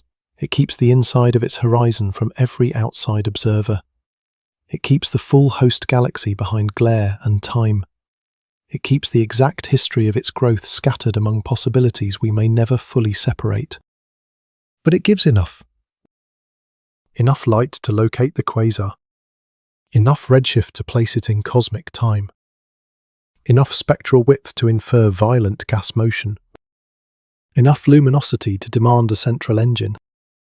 Enough consequence to make the black hole real in the only way available from here. That enough is not a compromise. It is the way almost all deep knowledge works. We live by fragments joined carefully. A fossil bone, a tree ring, a chemical ratio in ice, a gravitational wave chirp, a dip in starlight as a planet crosses a distant sun, a line in an ancient spectrum widened by gas moving around something unseen. The world is rarely handed over whole. It is approached through traces. TON 618 is one of the grandest traces. A darkness known by a brightness it could not keep. The blue-white point no longer feels small now. It feels like a keyhole. Not because we can look through it and see everything, but because the keyhole proves there is a vast, locked structure on the other side. The mistake would be to pretend we have entered. The greater mistake would be to look away because we have not. The point remains. The instruments hum. The universe withholds most of itself and still lets enough light escape for the withheld thing to become undeniable. Undeniable does not mean fully known. That is the final restraint TON 618 asks of the mind. After all the scale, after the ancient light, after the widened lines, after the horizon measured in days of light and the quasar bright enough to drown its own galaxy, the object does not become simple. It becomes more precisely unreachable. The blue-white point is still a point. The darkness is still inferred. The present is still missing. And yet the meaning has changed so completely that the first image can never be innocent again. At the beginning, Ton 618 looked almost harmless. A small mark, a distant quasar, a catalogue name with no bodily weight. Now the same mark contains an entire chain of conditions, gas that had to be delivered inward, motion stripped of its freedom, plasma heated by gravity, light stretched by the expansion of the universe, a galaxy hidden behind its own nucleus, a black hole massive enough to make the solar system feel like a brief arrangement inside a larger geometry. Nothing about the dot has changed. Only the mind around it has. That is often how the universe defeats intuition. It does not always reveal new shapes. Sometimes it leaves the shape alone and changes what the shape must mean. A line on a spectrum becomes speed. Speed becomes mass. Mass becomes horizon. Horizon becomes no return. Brightness becomes the confession of darkness. Distance becomes time. Time becomes a formation problem. The small mark becomes a place where almost every familiar category fails at once. A quiet room. A screen dimmed against the night. The cursor resting beside a value too large to feel like a value. Outside, Earth remains mercifully ordinary. Air presses gently on skin. The floor holds. Light from nearby lamps arrives with almost no delay worth feeling. A cup can be lifted, a door opened, a breath taken without consulting cosmology. The local world continues because its conditions are narrow and kind enough to disappear into habit. That may be the deepest contrast. TON 618 is not coming for us. It is too far away for that fear, and the universe is not arranged like a horror story written around human vulnerability. The black hole will not swallow Earth. Its gravity will not reach across cosmic distance and pull our small weather system of life into its centre. The danger it poses is not physical. It is interpretive. It threatens the confidence with which ordinary perception calls itself reality. We live inside a scale where size announces itself through nearness. A mountain blocks the sky. A storm makes sound before it arrives. Fire gives heat. Water gives pressure. A body knows danger because danger usually enters through the senses. But Ton 618 belongs to a universe where the most extreme things can arrive as almost nothing. A point, a curve, a faint excess, a line widened in old light. The body is not built for that kind of warning. The body expects the real to feel proportional. The cosmos does not. A black hole, tens of billions of times the sun's mass, can be present to us only as evidence. Not a close view, not a surface, not a pit with visible edges. Evidence. A patient reconstruction from photons that left before human beings existed, before our cities, before our languages, before the questions that would one day receive them. Those photons crossed the dark without wanting to be understood. Understanding came later. That is the fragile miracle, and it is better than myth. Matter fell toward an unseen centre. It heated before disappearing. It released radiation. The radiation entered an expanding universe and survived the long journey to a small planet where nervous systems had learned to make glass, mirrors, detectors, mathematics, and doubt. The doubt mattered. Without it, the object would become a cartoon. With it, Ton 618 remains what it actually is: immense, ancient, luminous, hidden, uncertain in detail, overwhelming in implication. A darkness that left a light behind. That phrase is almost enough, but not quite, because the light was not left as a gift. It was not a memorial. It was the cost of infall, the toll paid by matter on the way towards silence. The universe did not preserve Ton 618's story out of mercy. It preserved only what physics allowed to escape. Everything else became simpler than memory. Massachusetts. Spin. Boundary. The loss of return. And still, from that stripped language, we have recovered a strange abundance. We know enough to place the quasar in deep time, enough to understand that its host galaxy must have fed a central engine of extraordinary power, enough to see that brightness can obstruct as well as reveal, enough to know that the event horizon is not a surface, but a condition, enough to feel how a black hole can be both an eraser and a writer, taking detailed histories inward while broadcasting the violence just outside the door. The door stays locked. The glow around it travels. This is why TON 618 lingers, not because it is simply the largest. Records age, tables change, new measurements arrive. Another object may take the crown, or the crown may dissolve into ranges and caveats as better data sharpen the field. A superlative is never a stable foundation for awe. The more permanent fact is that the universe can make something like this at all. It can assemble a centre so massive that human comparisons fail one after another. It can ignite a quasar bright enough to overexpose its home. It can let the central darkness influence gas, star formation, and galactic evolution without ever becoming visible itself. It can hide the most decisive part of the system while letting the consequences cross billions of years. And then it can place all of that in front of us as a dot, not as an insult, as a lesson in scale. The old image returns one final time, a blue-white point on a survey plate, almost too small for reverence. It carries no thunder, no cinematic wound opens around it, no human eye sees the horizon. The dot does not expand to match the knowledge. It stays modest, almost indifferent, while everything behind it grows heavier. That modesty is what makes it last. The universe does not need to perform grandeur in order to contain it. Somewhere far beyond our reach, the real system has continued beyond the ancient light we see. The quasar may have changed, the feeding may have dimmed, the host galaxy may have evolved into a form we will never observe directly from that same moment. The black hole remains outside our present knowledge, carrying a future as inaccessible as its interior. We do not get the whole thing. We get the surviving light.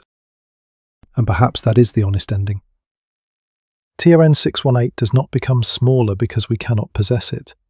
It becomes more itself, a boundary no message can cross from within, a furnace that once made the boundary legible, a hidden galaxy behind the glare, an old signal entering a young species' instruments and forcing the species to admit that sight is not the same as understanding.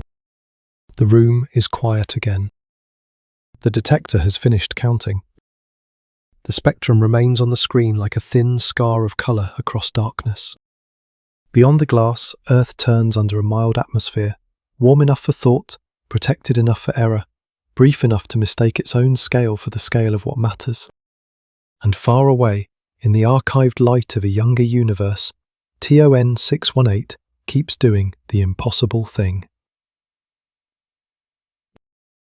It disappears everything that crosses the horizon. And because of what burned before the crossing, it is not forgotten.